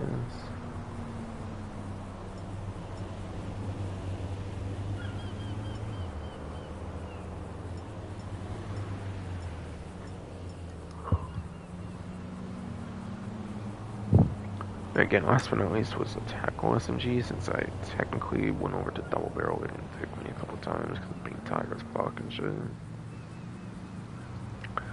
The Tactical SMG, 30% off. 30% off for Plus members only, yes. Pretty much the latest, greatest, like, drive-by weapon edition of the game, which is pretty cool.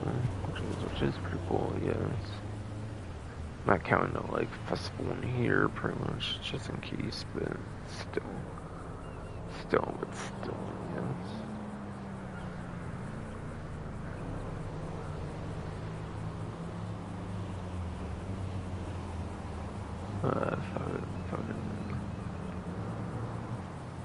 Well, how did it turn out like that? Sorry, that's bodied in, I swear.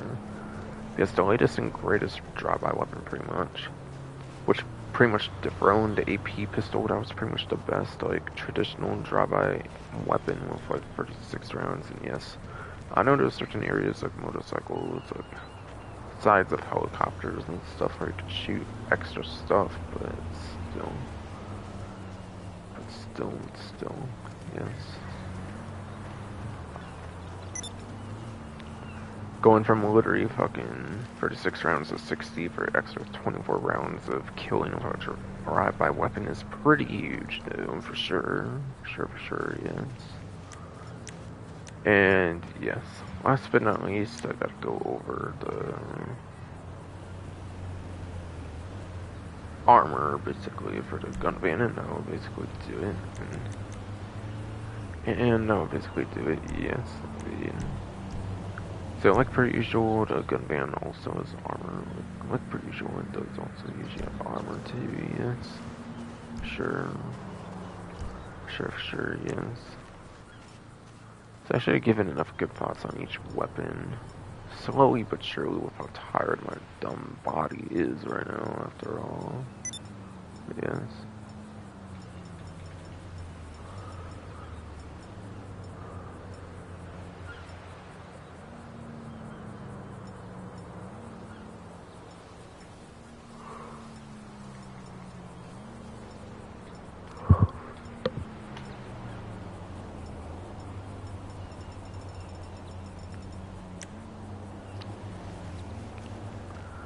So now that I went over all the gun van contents, all the like event stuff pretty much whatsoever, yes, now it's definitely time pretty much to do the time trial basically, for sure. For sure, yes.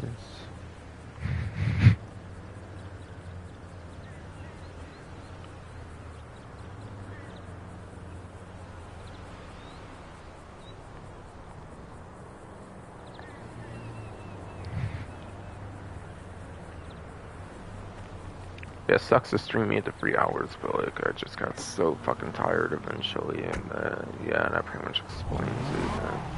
Yeah, that pretty much explains it. Yes. Before that, I was like on a really damn good pace, though. Pretty much, I would say yes. So at least than the usual, even yes.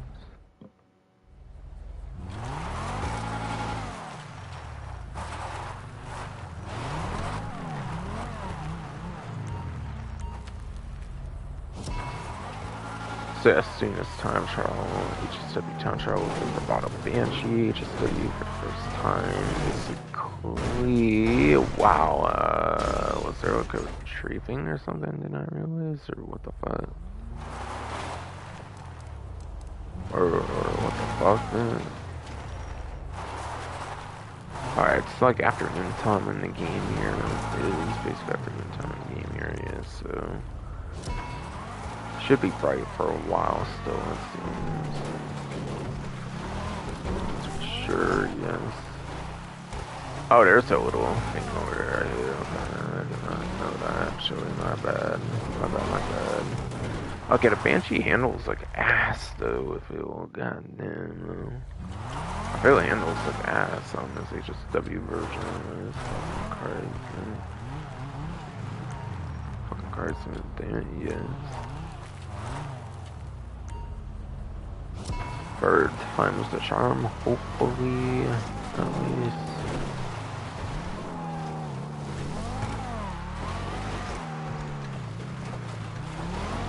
Maybe. I'm kind of taking it a little slow just in case, with all the bullshit after all, no, but still, yes. Okay. Kind of going good so far, at least. So far, at least, yes.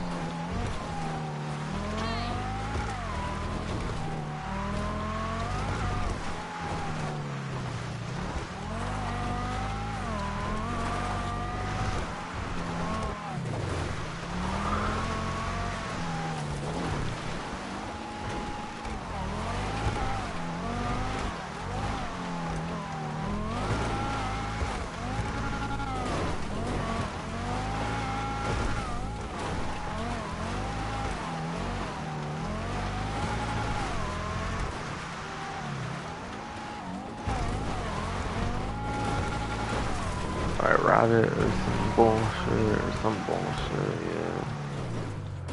Alright. This might be around usual time for me on a bunch of vehicles or something. Because obviously the dirt roads are quite the pain in the ass until getting over to here pretty much, I would say. And even in, it kind of still can be, in a sense, yes, for sure, yes.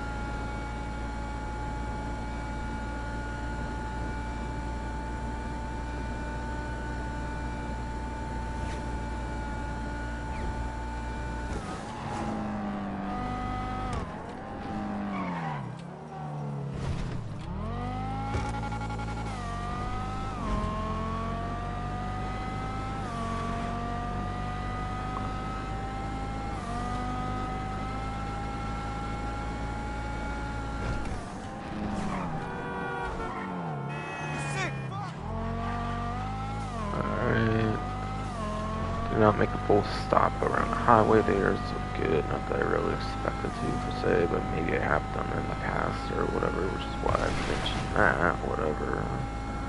Which is definitely why I mentioned that, whatever, yes.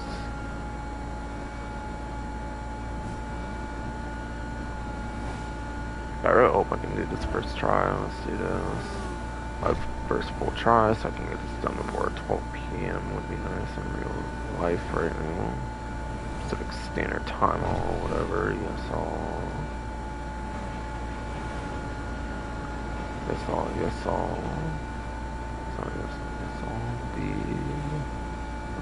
Kind of weird, I guess, right now. That's what happens. My body was making me so fucking tired, apparently.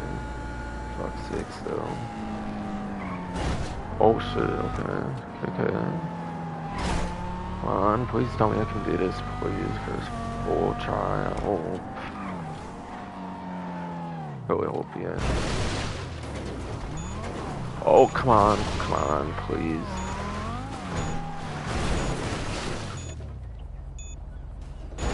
Ah, nope. Fuck. Ah, that sucks, come on. I was almost able to do it. Almost. Oh, fucking most. Fuck. Man. That's what happens when it's not handling the greatest on those other attempts that failed miserably very early on.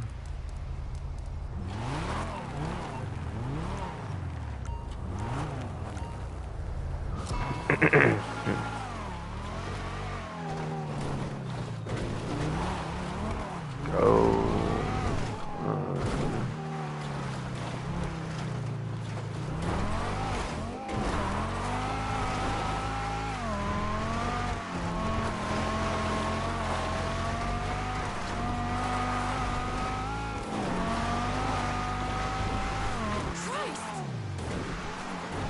Cry about people dodge.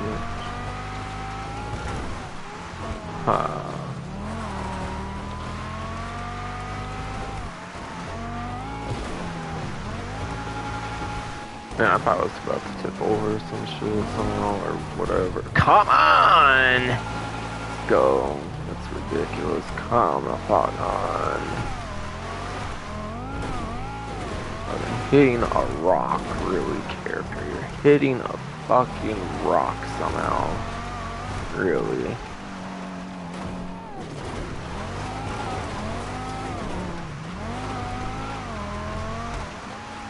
Not really doing that much better, if you want, so I may try to do these parts better, which could make the difference that I did not have the last time. I think I'm definitely doing a better job when it comes to these vehicles. I think a little bit at least. A little bit, sure, I would say at least.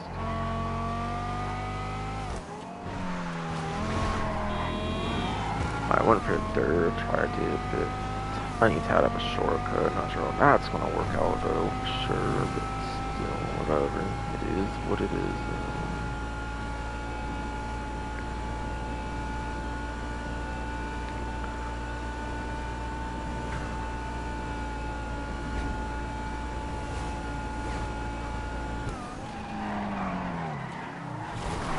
Come on, don't do that. Come on.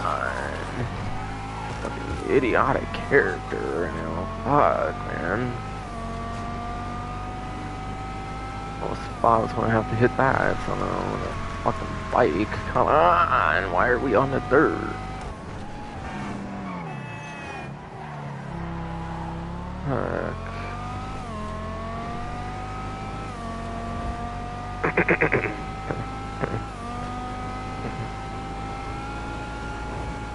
Okay, somehow made it through the vehicles, which could be a nice time save, kind of.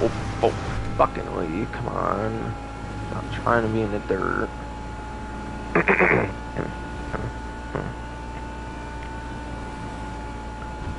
Stop trying to be in the fucking goddamn fucking dirt. For fuck's sakes.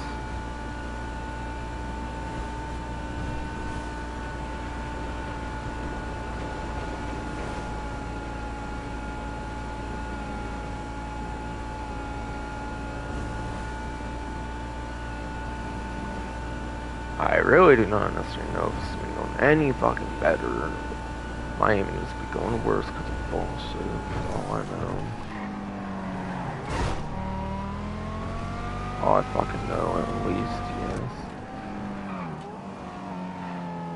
I had to, like, red, like, time around here. Last time red, I would think.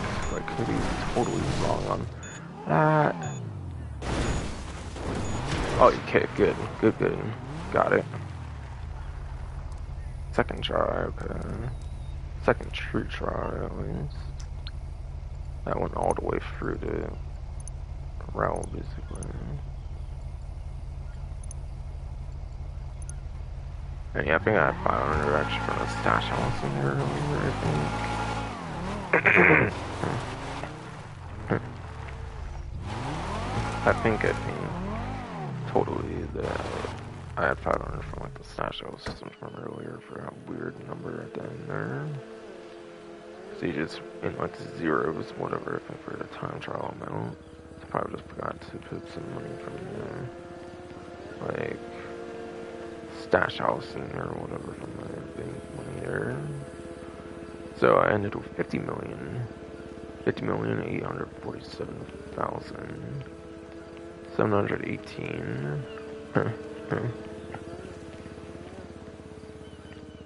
But yes, that's fine going to be it for the stream pretty much.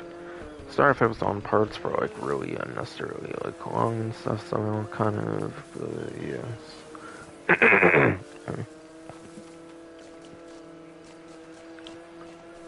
But yes. But I was just so fucking tired and shit, suddenly it's like, while I was live streaming, I became like all energetic as fuck, like tired, basically. I don't know how the fuck that happened, whatever. Or if I did, I pretty much explained it already, whatever. That's finally gonna pretty much be it for the stream now, for sure. Next stream will be back to LA Noire, basically for a while again, probably. Hope you enjoyed.